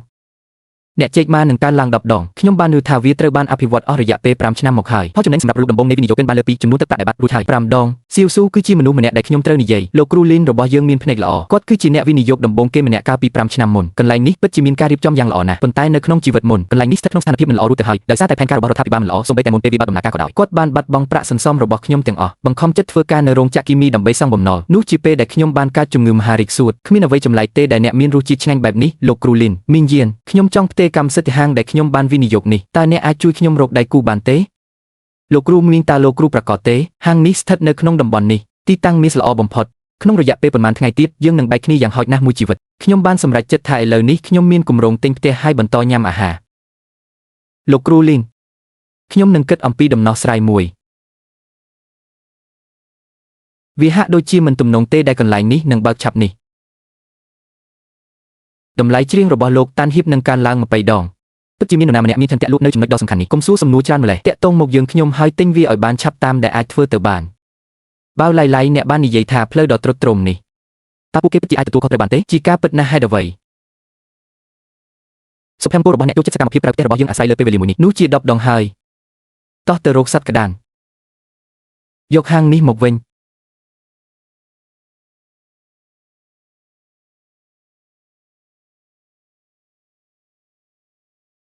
លីលូលូឯងមកធ្វើអ្វីនៅទីនេះតើខ្ញុំនៅទីនេះដើម្បីអ្វីខ្ញុំចង់សួរអ្នកអ្វីមួយអ្នកមិនអាចញែកដាច់ពីសត្វក្តាននេះពេញមួយថ្ងៃបានទេរបៀបតើអ្នកពិតជាគិតថាគាត់ចង់ឲ្យអ្នកខ្លាចជាកូនធម៌របស់គាត់មែនទេនេះមិនមានអ្វីតាក់ទងនឹងអ្នកទេហើយអ្នកហេតុអ្វីបានជាអ្នកតែងតែចូលចិត្តជ្រៀតជ្រែកជាមួយមនុស្សហេតុអ្វីអ្នកមិនសួរពួកគេតើអ្នកចង់ឲ្យខ្ញុំគ្រប់គ្រងទេកូនកំឡោះខូចចិត្តតើយើងជាមនុស្សធម្មតាជាមួយគ្នាទេខ្ញុំមិនដែលប៉ះវាទេតាំងពីខ្ញុំនៅក្មេងទីបំផុតខ្ញុំបានទៅដល់ទីក្រុងធំហើយលោកគ្រូមីងគាត់បានជួយខ្ញុំច្រើនណាស់នៅតែសុខចិត្តមើលថែខ្ញុំប៉ុន្តែគាត់មិនមានពេលដើម្បីបង្ហាញពីអារម្មណ៍របស់គាត់ទេពិតមែនទេពេលអ្នកចាប់ផ្ដើមណាត់ជួបនៅពេលក្រោយចាំមើលថាតើអ្នកនៅតែអាចសើចបានឬអត់វានៅតែល្អជាងការណាត់ជួបជាមួយមនុស្សមិនស្មោះត្រង់លុយដែលបរិសុទ្ធចំណាស់នោះបានបោកបញ្ឆោត ជប់លេងសើចទៀតទៅយើងបែកគ្នាហើយកុំរុញច្រានសំណាងរបស់អ្នកខ្ញុំនៅទីនេះថ្ងៃនេះដើម្បីនិយាយអំពីរឿងសំខាន់ពីនេជ្ជកររូបនេះតើអ្នកបានឬពាក្យចាមអារាមថាខ្ញុំចង់បានអ្នកទេតើឈ្មោះម្នាក់នេះនឹងធ្វើបាបអ្នកណាគ្រប់គ្រាន់ហើយនៅរឿងមិនសមហេតុផលយករុនមកប្រញាប់ឡើងហើយចុះកិច្ចសន្យាឲ្យខ្ញុំជប់និយាយរឿងមិនសមហេតុផលហើយចុះកិច្ចសន្យានេះទៅហ៊ានធ្វើជាមនុស្សគ្មានខ្មាស់អៀនជាងនេះទៀតអ្នកចង់ទិញអ្នកលក់នេះក្នុងតម្លៃ2លានតើអ្នកដឹងទេបន្ទាប់ពីភ្លើពាណិជ្ជកម្មនេះត្រូវបានអភិវឌ្ឍពេញលេញហាងនេះមានតម្លៃយ៉ាងហោចណាស់5លានហេតុអ្វីបានជាពួកគេគូលក់ផលិតផលដោយគ្មានហេតុផលឥឡូវនេះហេតុអ្វីបានជាពួកគេលីនលូលូខ្ញុំបានគិតគូរពីស្ថានភាពអារម្មណ៍បច្ចុប្បន្នរបស់អ្នកប៉ារបស់កូនអាចអង្គុយជាមួយគ្រូលីនបានអ្នកទាំងពីរគួរតែនិយាយគ្នាឲ្យបានល្អណាស់គាត់នឹងជួលវាឲ្យអ្នកក្នុងតម្លៃទាបជាងតើនេះមិនល្អជាងទេគ្មានកន្លែងសម្រាប់ការចោទទេនេះជាអ្វីដែលគាត់ជំពាក់ខ្ញុំតើខ្ញុំជំពាក់អ្នកអ្វីខ្លះវាគឺជាអ្នកដែលបានធ្វើឲ្យជីងស៊ីវស៊ូពួកគេបានលួចយកឱកាសដែលគួរតែជារបស់ខ្ញុំវាគឺជាអ្នកដែលបានធ្វើឲ្យលោកតាន់បដិសេធមិនវិនិយោគលើខ្ញុំអ្នកថែមទាំងនិយាយថាអ្នកមិនជំពាក់ខ្ញុំអ្វីទាំងអស់ហាងនេះជាសំណងរបស់អ្នកសម្រាប់ខ្ញុំអ្នកត្រូវតែផ្ដល់ឲ្យខ្ញុំនៅវាអ្នកត្រូវតែផ្ដល់ឲ្យខ្ញុំមិនថាអ្នកចង់រត់នោះទេលីនឡុងឡុងបើខ្ញុំប្រាប់អ្នកផ្លូវពាណិជ្ជកម្មនេះវាទំនងណាស់ដែលវានឹងបញ្ចប់ជាគម្រោងដែលមិនទាន់បានបញ្ចប់តើអ្នកនៅតែចង់បានវាទេលីនយ៉ាងខ្ញុំមិនដែលនឹកស្មានថាអ្នកនឹងព្យាយាមបញ្ឆោតខ្ញុំបែបនេះទេចាប់តាំងពីអ្នកថែមទាំងអាចនិយាយកុហកបែបនេះបានអ្នកពិតជាលាក់ពុតមែនបើអ្នកមានសមត្ថភាពខ្លាំងម្ល៉េះសូមចុះកិច្ចសន្យានេះលីនលូលូណែនាំអ្នកកុំឲ្យទៅឆ្ងាយពេកប្រសិនបើអ្នកចាំរឿងនេះខ្ញុំបានទូរស័ព្ទទៅប៉ូលីសភ្លាមមិនថាអ្នកមានប៉ុន្មានទេវាមិនសំខាន់ទេកុំល្ងងអីបើមានបញ្ហាអ្វីសូមមករកខ្ញុំកុំធ្វើបាបស៊ីវស៊ូគាត់ចង់ឲ្យយើងធ្វើបាបគាត់មិនអីទេអ្នកអាចចុះឈ្មោះចូលរួមកម្មវិធីបានឬមួយក៏អ្នកមិនអាចទ្រាំនឹងការបែកគ្នាជាមួយវាបានមិនអីទេខ្ញុំនឹងទៅមុនទេលោកគ្រូលីវលោកគ្រូមិនអាចរំលងថ្នាក់នេះបានទេខ្ញុំនឹងបោះជំហានលើអ្នកឲ្យបន្តទៅមុខទៀតលែងខ្ញុំទៅលោកគ្រូលីវមិនយល់ពីលុយទេលោកគ្រូលីវមិនយល់ពីលុយទេអនុញ្ញាតឲ្យខ្ញុំទៅទុកឲ្យខ្ញុំទៅ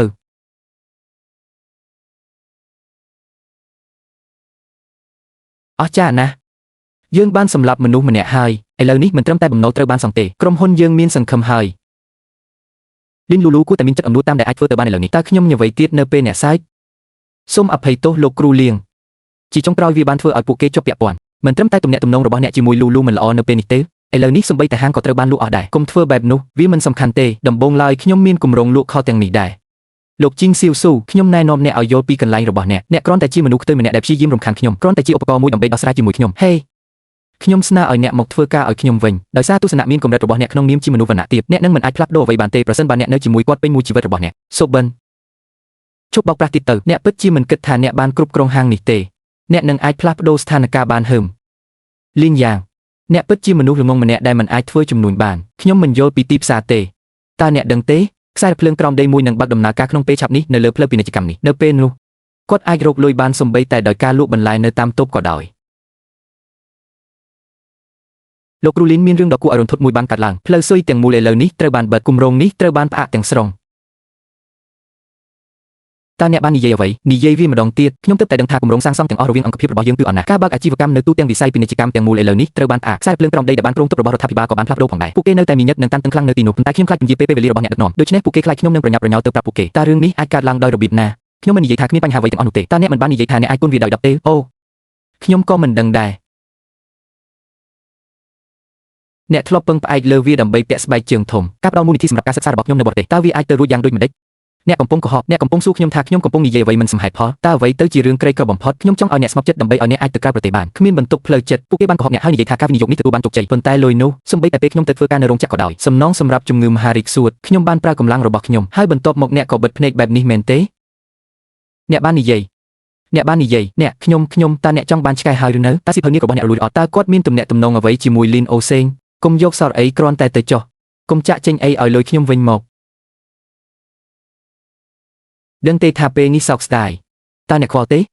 ខ្ញុំមិនខ្វល់ទេខ្ញុំលែងចង់បានហាងនេះទៀតហើយឲ្យលុយខ្ញុំវិញមកណាកុំបន្តរញ៉េញ៉ៃអីនៅពេលដែលកិច្ចសន្យាត្រូវបានចុះហត្ថលេខាវានឹងក្លាយទៅជាកាតព្វកិច្ចតាមផ្លូវច្បាប់ទៅតុលាការឲ្យប្រាប់ខ្ញុំតើអ្នកឈរនៅទីនោះដើម្បីអ្វីហេតុអ្វីបានជាអ្នកចាប់វាអ្នកយកសមត្ថកិច្ចអនុវត្តច្បាប់មកឲ្យខ្ញុំវិញសូមបន្ធូរបន្ថយការពិន័យបាក់ឡើងវាមិនមែនជារឿងចម្លែកទេដែលអ្នកមិនស្ដាប់ពេលខ្ញុំព្យាយាមនិយាយជាមួយអ្នកដោយល្អនោះអ្នកទូចឲ្យប្រើកម្លាំងមែនទេលីននូកុំនិយាយពីរឿងនេះអីតើអ្នកគិតថាអ្នកនឹងមានទីបញ្ចប់ល្អទេស្វែងរកអ្វីមួយដូចនេះឥឡូវមិនអីទេប្រសិនបើមានអ្វីកើតឡើងនៅពេលអនាគតរឿងដំបូងរបស់គាត់គឺប្រាប់អ្នកកុំឲ្យបង្ហាញខ្លួនបន្ទាប់ពីភាពចលាចលទាំងអស់នោះខ្ញុំភ្លេចសួរអ្នកតើអ្នកបានលុយទាំងអស់នេះមកពីណា ជាការពិតណាស់ប្រាក់នេះគឺជាមូលនិធិវិនិយោគដែលអាឈុនបាននាំមកឲ្យខ្ញុំភ្លេចសួរអ្នកតើអ្នកបានលុយទាំងអស់នេះមកពីណាជាការពិតណាស់ប្រាក់នេះគឺជាមូលនិធិវិនិយោគដែលអាឈុនបាននាំមកឲ្យខ្ញុំគាត់គឺជាមនុស្សកំណាច់តូចតាចម្នាក់ដែលចំណាយពេលឥតប្រយោជន៍របស់គាត់តើអ្វីទៅដែលធ្វើឲ្យគាត់មានសមត្ថភាពធ្វើការវះកាត់ដ៏ធំបែបនេះឲ្យអ្នកអាហាដូច្នេះអ្នកនៅតែមើលងាយមនុស្សសំបីតែលើនេះមែនទេខ្ញុំប្រាប់អ្នកអាខ្វាន់មិនត្រឹមតែជាគូស្នេហ៍របស់ខ្ញុំទេប៉ុន្តែគាត់ជាឪពុករបស់កូនខ្ញុំគាត់នឹងមិនធ្វើបាបខ្ញុំទេសន្តាគារបានបដិសេធមិនទទួលយកវា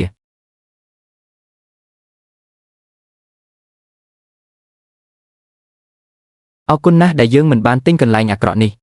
ដាសានឡៃចុះកូនរបស់យើងនាពេលអនាគតវិញខ្ញុំគិតថាវាល្អជាងបងប្អូនគេទៅវិចខ្ចប់ជំរុំហើយហា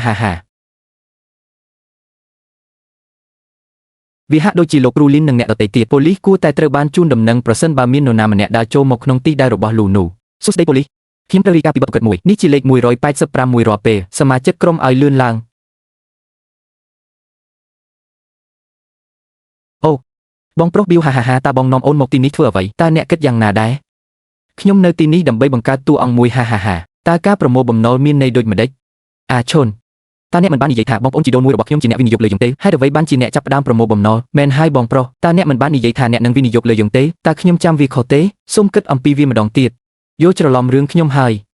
វាត្រូវបានសរសេរយ៉ាងច្បាស់ជាពណ៌ខ្មៅនិងស្នៅលើក្រដាសខ្ញុំមិនបានវិនិយោគលើអ្នកទេខ្ញុំឲ្យអ្នកខ្ចីលុយវាត្រឹមត្រូវហើយក្នុងការសងបំណុលនៅសម័យនេះហាលូលូអ្នកជួយខ្ញុំចុះអ្នកប្រហែលជាធ្វើឲ្យគាត់យល់ច្រឡំហើយប្រសិនបើនោះជាប្រាក់កម្ចីតើខ្ញុំអាចអនុញ្ញាតឲ្យអ្នកចុះហត្ថលេខាលើវាដោយរបៀបណាបងប្អូនជីដូនមួយយើងមិនទាន់បានប៉ះសំបីតែមួយកាក់ក្នុងចំណោម2លានរបស់អ្នកទេប្រគល់វាទាំងអស់ទៅអ្នកវិញស្រមុកនេះមិនគ្រប់គ្រាន់ទេតើវាមិនគ្រប់គ្រាន់ដោយរបៀបណាយើងបានប្រគល់ប្រាក់ចំនួន2លាននោះទៅអ្នកវិញហើយគ្មានចំណុចណាមួយខុសទេតើវាមិនគ្រប់គ្រាន់ដោយរបៀបណាប្អូនស្រីតូចអ្នកមិនដឹងថាការខ្ចីប្រាក់បែបឆ្កាំងជាអ្វីទេមែនទេអ្នកខ្ចីប៉ុន្មានហើយសងវិញប៉ុន្មានបងប្អូនយើងឃ្លានណាស់តើអ្នកចង់បានប៉ុន្មានស្រមុកអនុញ្ញាតឲ្យគាត់កញ្ញាបោះចោលប្រាក់កម្ចីចំនួន2លានអត្រាការប្រាក់ប្រចាំថ្ងៃ5បូកបញ្ចូលគ្នាជារៀងរាល់ឆ្នាំបូករួមទាំងថ្លៃសេវាកាន់កាប់មូលនិធិសំណងសម្រាប់បញ្ហាផ្លូវចិត្តសរុប5លានអ្នកទាំងអស់គ្នាដូចជាស៊ីវសានអញ្ចឹងពួកក្មេងទំនើងខ្ញុំកំពុងហៅប៉ូលីសហើយសាកហៅប៉ូលីសមើលមែនទេអ្នកថាបរោះពុកចង្ការនោះជាបរោះមែនទេជប់និយាយមិនសមហេតុផលទៅខ្ញុំនឹងតាមរកអ្នកណាដែលខ្ចីលុយនោះហើមបើមិនដូច្នោះទេអ្នកនឹងទទួលរងនៅផលវិបាកបងប្អូនជីដូនមួយឲ្យយើងពិតជាគ្មានលុយទេឥឡូវនេះតើអ្នកអាចរងចាំ2 3ថ្ងៃទៀតបានទេបងប្អូនធ្លាប់ប៉ូលីសបានមកដល់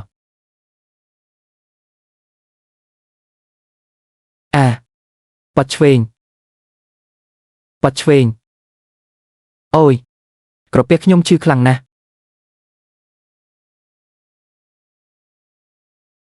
តើអ្នកពិតជាមិនចាំបាច់ទៅមើលទេអ្វីគ្រប់យ៉ាងដែលត្រូវបានធ្វើរួចរាល់ហើយយើងដែលនៅសល់ចូលយើងទៅ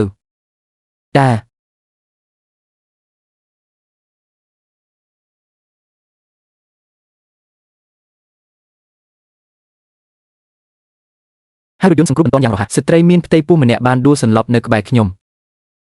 វិជ្ជាបណ្ឌិតអ្នកភ្ញាក់ពីដំណេកព្រោះអ្នកភ័យខ្លាចក្មេងនោះសុខសប្បាយទេអ្នកអាចចេញពីមន្ទីរពេទ្យបានបន្ទាប់ពីសម្រាកមួយរយៈការមានផ្ទៃពោះយឺតអ្នកត្រូវការសម្រាកបន្ថែមទៀតកុំប្រើអារម្មណ៍ខ្លាំងពេកគិលានុបដ្ឋាយិកាឲ្យមិត្តប្រុសខ្ញុំនៅណាមិត្តប្រុសណាអ្នកត្រូវបានប៉ូលីសនាំមកទីនេះអ្នកមិនបានឃើញអ្នកណាក្រៅពីអ្នកទេតើគាត់បានរត់គេចខ្លួនទេនោះមិនអាចទៅរួចទេកូនប្រុសគាត់បាននិយាយថាគាត់មិនចង់បានខ្ញុំបានទេទី2អ្នកគួរតែទូរស័ព្ទទៅប៉ូលីសជាបន្ទាន់នោះត្រូវតែធ្វើដោយក្រុមនោះប្រជាជនដែលត្រូវបានដាក់នៅលើផ្លូវខ្ពស់ត្រូវបានចាប់ខ្លួនអ្នកគួរតែទូរស័ព្ទទៅប៉ូលីសជាបន្ទាន់ទេវាមិនមែនជាខ្ញុំទេលោកគ្រូលីនលោកគ្រូបានធ្វើច្រើនណាស់សម្រាប់លូលូប៉ុន្តែគាត់មិនបានដឹងទេលើពីនេះហាងនេះឥឡូវនេះជាគម្រោងដែលត្រូវបានបោះបង់ចោលអ្នកបានបាត់បង់ប្រាក់សន្សំដែលនៅសល់ទាំងអស់របស់អ្នកតើយើងគួរធ្វើអ្វីមិនច្រឡំអំពីជីវិតនិងសេចក្តីស្លាប់បាត់បង់រឿងតូចមួយអចលនទ្រព្យនិងប៊ីតខុយគឺជានិន្នាការសំខាន់ក្នុងប៉ុន្មានឆ្នាំថ្មីនេះដរាបណាអ្នកចាប់យកឱកាសត្រឹមត្រូវនោះគ្មានបញ្ហាអ្វីទេកុំបារម្ភពីខ្ញុំតែម្យ៉ាងអ្នកបានឆ្លងកាត់ច្រើនណាស់ តើអ្នកមានគម្រោងអ្វីខ្លះខ្ញុំបានគិតវារួចរាល់ហើយតាមរយៈការប្រកួតប្រជែងសហគ្រិនភាពនេះបានពង្រឹងទំនុកចិត្តរបស់ខ្ញុំបន្ថែមទៀតខ្ញុំចង់បន្តការសិក្សារបស់ខ្ញុំនិងបន្តការសិក្សាបន្ថែមទៀតមិនអីទេខ្ញុំមានគម្រោងសំខាន់ថ្នាក់ជាតិមួយនៅទីនេះគម្រោងស្រាវជ្រាវដែលគ្រប់គ្រងខ្ញុំសូមណែនាំឲ្យអ្នកទៅហើយអរគុណលោកគ្រូលីនតោះទៅ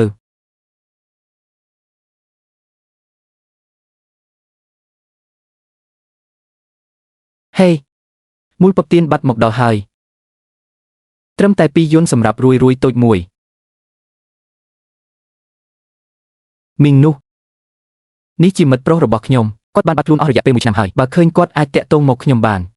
នេះមិនមែនជាកូនប្រសាររបស់ខ្ញុំទេសៀវប៉ាវកុំយំអីហេតុអ្វីបានជាវាក្តៅម្លេះចៅហ្វាយកូនខ្ញុំគ្រុនក្តៅខ្ញុំត្រូវនាំគាត់ទៅមន្ទីរពេទ្យមិនអីទេបន្តទៅមុខហើយធ្វើវាទៅមិត្តប្រុសរបស់អ្នកតើអ្នកបានឃើញគាត់ទេខ្ញុំបានឃើញវាហើយខ្ញុំនឹងនាំអ្នកទៅទីនោះឥឡូវនេះទេប៉ុន្តែកូនតូចរបស់ខ្ញុំនៅតែកុំស្ទាក់ស្ទើរប៉ារបស់គាត់នៅខាងមុខខ្ញុំនឹងនាំអ្នកទៅទីនោះ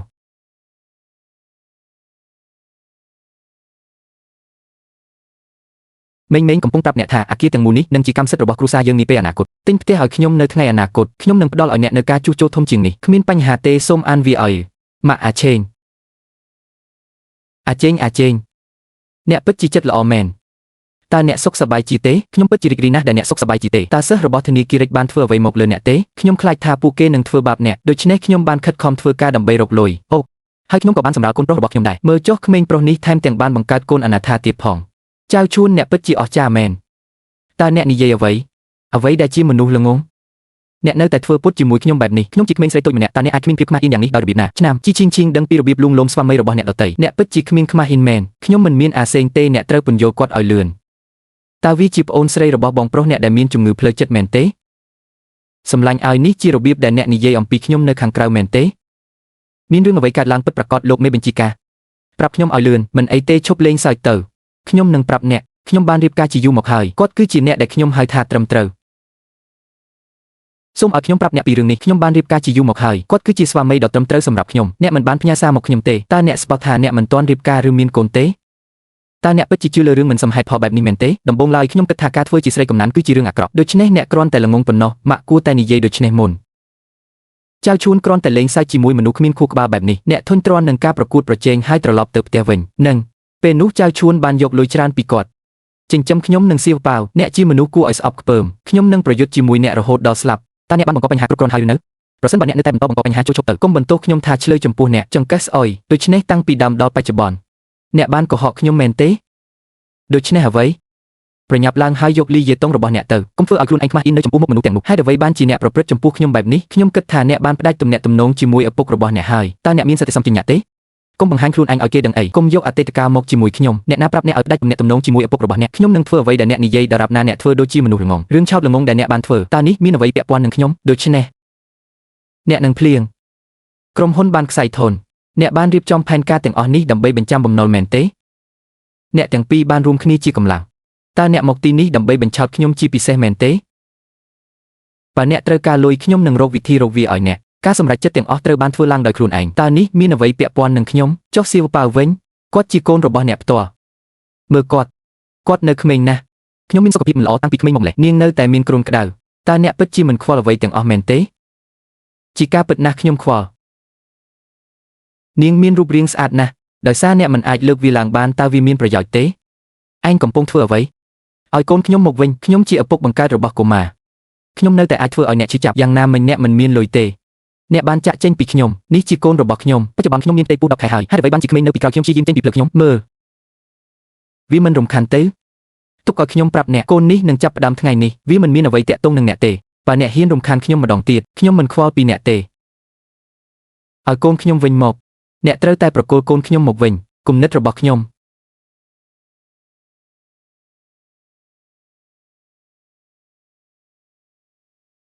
ំមានអ្វីខុសតើអ្នកបានឃើញមិត្តប្រុសរបស់អ្នកទេតើសៀវប៉ាវណែណាព័ត៌មានថ្មីអំពីសៀវប៉ាវ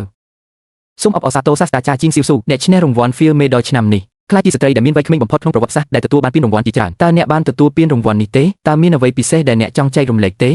េជាដំបូងខ្ញុំសូមថ្លែងអំណរគុណយ៉ាងជ្រាលជ្រៅចំពោះអ្នកណែនាំរបស់ខ្ញុំគឺលោកអាន់តេឡូគាត់បានប្រាប់ខ្ញុំកុំបោះបង់ពេលខ្ញុំពិបាកចិត្តអីកុំបោះបង់ការអាន កុំបោះបង់ខ្លួនឯងអី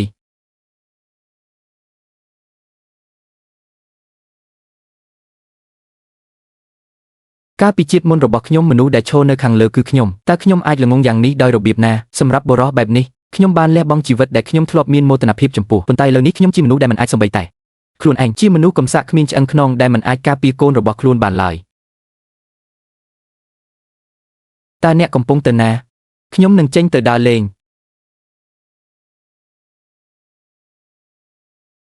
នៅខាងក្រៅភ្លឺណាស់ដូច្នេះសូមស្លៀកសម្លៀកបំពាក់របស់អ្នក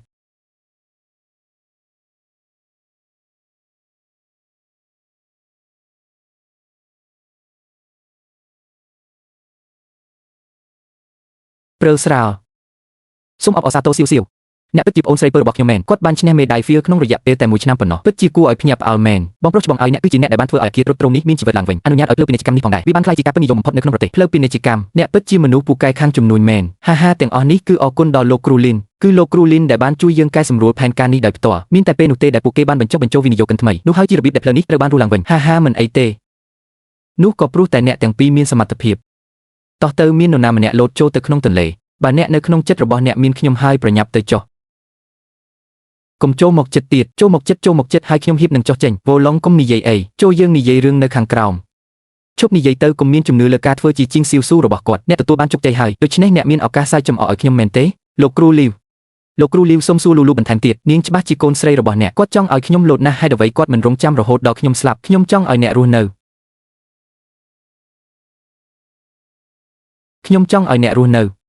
ហេតុអ្វីបានជាអ្នកស្លាប់ម្ដងហើយមិនត្រឹមត្រូវទេជីវិតនេះតើអ្នកនៅតែមិនពេញចិត្តមែនទេដូច្នេះអ្នកក៏បានកើតជាថ្មីដែរហាដូច្នេះអ្វីគ្រប់យ៉ាងដែលអ្នកបានធ្វើគឺដើម្បីសងសឹកខ្ញុំតើវាត្រឹមត្រូវទេអ្នកបានជួយជីងស៊ីវស៊ូឈ្នះការប្រកួតសហគ្រិនភាពលួចយកកន្លែងដំបូងរបស់ខ្ញុំក៏បានឲ្យតាន់មានយន្តវិនិយោគលើខ្ញុំផងដែរវាគ្រាន់តែចង់បញ្ជាក់ថាខ្ញុំមិនល្អគ្រប់គ្រាន់ទេអ្នកពិតជាខុសខើណាស់លីននាងអ្នកបានលើកដំកើងខ្ញុំដល់កម្រិតខ្ពស់បំផុតបន្ទាប់មកខ្ញុំត្រូវបានគេបោះចុះយ៉ាងខ្លាំងជប់លេងសើចទៀតទៅតាំងពីដើមដល់ចប់អ្នកជឿតែអ្វីដែលអ្នកចង់ជឿប៉ុណ្ណោះខ្ញុំនឹងនិយាយវាទៅកាន់អ្នកជាលើកចុងក្រោយជីវិតខ្ញុំមិនវិលជុំវិញអ្នកតែម្នាក់ឯងទេខ្ញុំមិនដែលធ្វើអ្វីល្អសម្រាប់អ្នកទេអ្នកកំពុងកុហកតើវាមិនត្រូវបានរចនាឡើងដោយអ្នកទេតើខ្ញុំគួរទិញអគារដែលមិនទាន់សាងសង់រួចនោះមែនទេក្រៅពីប្រាក់ដែលអ្នកបានឲ្យយើងសម្រាប់ការសិក្សានៅបរទេសកាលពីជាតិមុនតើវាមកពីណាខ្ញុំបានកុហកអ្នកជីវិតមុនខ្ញុំបានបាត់បង់ទ្រព្យសម្បត្តិគ្រួសារទាំងអស់របស់ខ្ញុំដោយសារតែការវិនិយោគបរាជ័យខ្ញុំគ្មានជម្រើសអ្វីក្រៅពីទៅធ្វើការនៅរោងចក្រទេវាគឺនៅពេលនោះហើយដែលខ្ញុំកើតជំងឺសួតលុយដែលអ្នកធ្លាប់ទៅសិក្សានៅបរទេសគឺជាសំណងសម្រាប់ខ្ញុំមិនអាចទៅរួចទេប្រសិនបើវាដូច្នោះមែនបើដូច្នោះហេតុអ្វីបានជាអ្នកមិនខ្វល់ពីខ្ញុំក្នុងជីវិតនេះខ្ញុំមិនដែលខ្វល់ពីរឿងទាំងនេះទេតើខ្ញុំមិនបានព្យាយាមបញ្ចុះបញ្ចូលអ្នកកាលពីឆ្នាំមុនទេ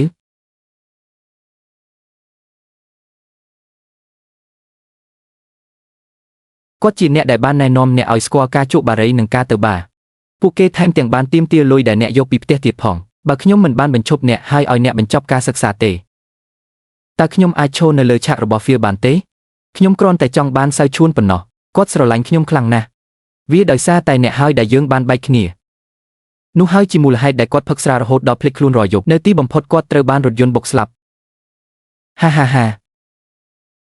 ខ្ញុំស្រឡាញ់អ្នកព្រោះខ្ញុំមានសេរីភាពនិងងាយស្រួលអ្នកបាននិយាយថាគាត់ស្រឡាញ់អ្នកខ្ញុំកំពុងប្រាប់អ្នកថាសៅសេងស្រឡាញ់ខ្ញុំគាត់នឹងស្រឡាញ់ខ្ញុំជានិច្ចមិនដូចអ្នកទេនាងជាមនុស្សដែលគ្មាននរណាម្នាក់ស្រឡាញ់ឬខ្វល់ខ្វាយពីនាងឡើយបុរសចំណាស់ម្នាក់ដែលគ្មានអ្នកណាមើលថែគាត់ពេលគាត់ចាស់ជរាតើដូច្នោះមែនឬខ្ញុំសង្ឃឹមថាអ្នកនឹងដឹងការពិតនៅពេលក្រោយតើអ្នកអាចមានទំនុកចិត្តយ៉ាងដូចម្តេចលីនលូលូប្រសិនបើខ្ញុំប្រាប់អ្នកផ្លូវពាណិជ្ជកម្មនេះវាទំនងណាស់ដែលវានឹងបញ្ចប់ដោយគម្រោងដែលមិនទាន់បានបញ្ចប់តើអ្នកនៅតែចង់បានវាទេយឺតពេលហើយវាយឺតពេលហើយ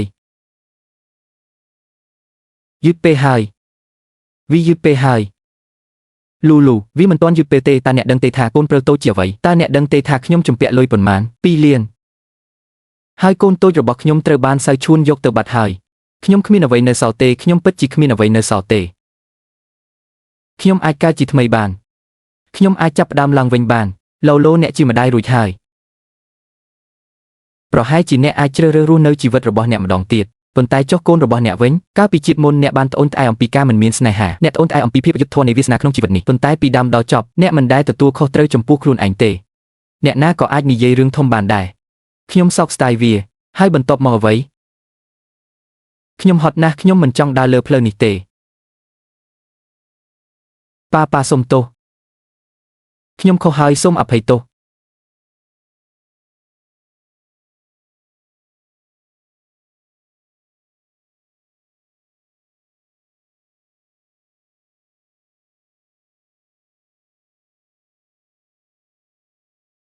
ខ្ញុំឈ្មោះសៀវប៉ាវលូលូតើអ្នកដឹងទេថាអ្នកសន្លប់អស់រយៈពេលជាច្រើនថ្ងៃជាសំណាងល្អការជួយសង្គ្រោះបានទាន់ពេលវេលានោះហើយជាមូលហេតុដែលមិនមានផលប៉ះពាល់យូរអង្វែងលើកនេះអ្នកពិតជាត្រូវអរគុណលោកគ្រូលីនមែនគាត់បានផ្លាស់ប្ដូរអ្នកដែលពាក់ព័ន្ធទាំងអស់តាក់ទងជាមួយប៉ូលីសការស៊ើបអង្កេតបានចំណាយពេលជាច្រើនថ្ងៃដើម្បីជួយសង្គ្រោះជីវិតរបស់សៀវប៉ាវថាចៅឈួនគាត់ខឹងយ៉ាងខ្លាំងខ្ញុំមិនបានរំពឹងទុកវាទេគាត់ថែមទាំងបានបន្ថយល្បឿនកូនរបស់គាត់ទៀតផងតើលោកចៅឈួននៅណាគាត់បានបើកមជ្ឈមណ្ឌលឃុំឃាំងបន្ថែមពីលើបញ្ហាការប្រាក់ពីមុនភាពស្របគ្នាខាងគណិតវិទ្យាបច្ចុប្បន្នគាត់កំពុងប្រឈមមុខនឹងបណ្ដឹងគេនៅមិនទាន់ដឹងថាតើគាត់នឹងត្រូវជាប់ទោសប៉ុន្មានឆ្នាំនៅឡើយទេ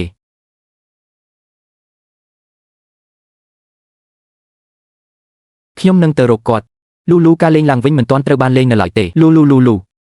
ចំណាយពេលរបស់អ្នករឿងនេះដល់ពេលត្រូវមានសតិសម្បជញ្ញៈហើយលូខ្ញុំដឹងថាអ្នកថតរូបខ្ញុំដោយចៃដន្យខ្ញុំនឹងប្រាប់ពួកគេភ្លាមខ្ញុំមិនអាចធ្វើវាបានទេប៉ុន្តែយើងនៅតែត្រូវរៀបការគ្រាន់តែអ្នកខ្ញុំនឹងសៀវប៉ាវតើអ្នកបានធ្វើអ្វីដែលធ្វើឲ្យខ្ញុំចង់ជួយសង្គ្រោះអ្នកមនុស្សគ្រប់គ្នានៅជុំវិញត្រូវបានតាក់ទាញអ្វីដែលខ្ញុំអាចគិតបានគឺស្ត្រីដ៏គួរឲ្យស្អប់ខ្ពើមនោះគាត់បានលបួងខ្ញុំគ្រាន់តែងឿងឆ្ងល់មួយផ្លែតតើខ្ញុំបានធ្វើអ្វីខ្ញុំសូមអង្វរអ្នកសូមផ្ដល់ឱកាសឲ្យខ្ញុំម្ដងទៀតសូមអភ័យទោសឲ្យខ្ញុំលើកនេះចៅចេនអ្នកសម្ដែងច្រើនហើយឬនៅខ្ញុំធ្លាប់រងងណាស់លីនលូមានតែពេលនោះទេទើបខ្ញុំអាចជឿលើការកុហកដែលមានចំណុចខ្វះខាតទាំងស្រុងរបស់អ្នកប៉ុន្តែឥឡូវនេះខ្ញុំភ្ញាក់ហើយខ្ញុំកំពុងតែល្ងងខ្លៅ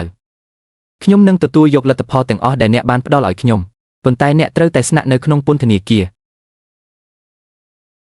ដូច្នេះអ្នកមិនមកទីនេះដើម្បីជួយសង្គ្រោះខ្ញុំតតែសោះតើអ្នកនៅទីនេះដើម្បីបំបាក់មុខខ្ញុំមែនទេស្ដាំខ្ញុំទើបតែមកឃើញកន្លែងនេះដែលធ្វើឲ្យខ្ញុំគ្មានអ្វីសោះបុរសម្នាក់ដែលមនុស្សគ្រប់គ្នាបោះបង់ចោលតើវាសនាចុងក្រោយរបស់ពួកគេជាអ្វីអូនមានសិទ្ធិអ្វីមកស្រឡាញ់បងពេញបេះដូងអ្នកណាប្រាប់អ្នកឲ្យចតឡានបើកឡានទៅទីនោះ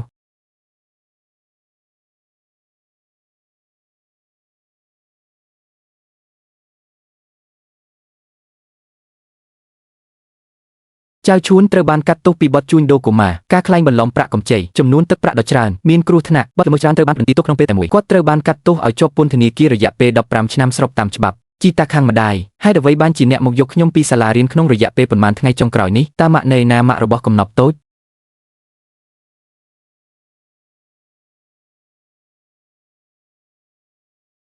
អរគុណសម្រាប់ការមើលថែខ្ញុំក្នុងរយៈពេលប៉ុន្មានថ្ងៃកន្លងមកនេះតើអ្នកប្រកាសទេថាអ្នកចង់ក្លាយជាគ្រូបង្រៀននៅថ្ងៃអនាគតបេសកកម្មនេះមានសារៈសំខាន់ណាស់ស្មារតីទទួលខុសត្រូវខ្ពស់ពេលខ្លះវាជាកិច្ចការដែលមិនចាំបាច់ដឹងគុណខ្ញុំប្រកាសថាខ្ញុំគិតថាការបង្រៀនការអប់រំមនុស្សតាមរយៈសៀវភៅគឺជារឿងដ៏អស្ចារ្យមួយមិនអីទេខ្ញុំនឹងទៅឥឡូវនេះថែរក្សាកូនឲ្យបានល្អអរគុណប៉ាអរគុណលោកតា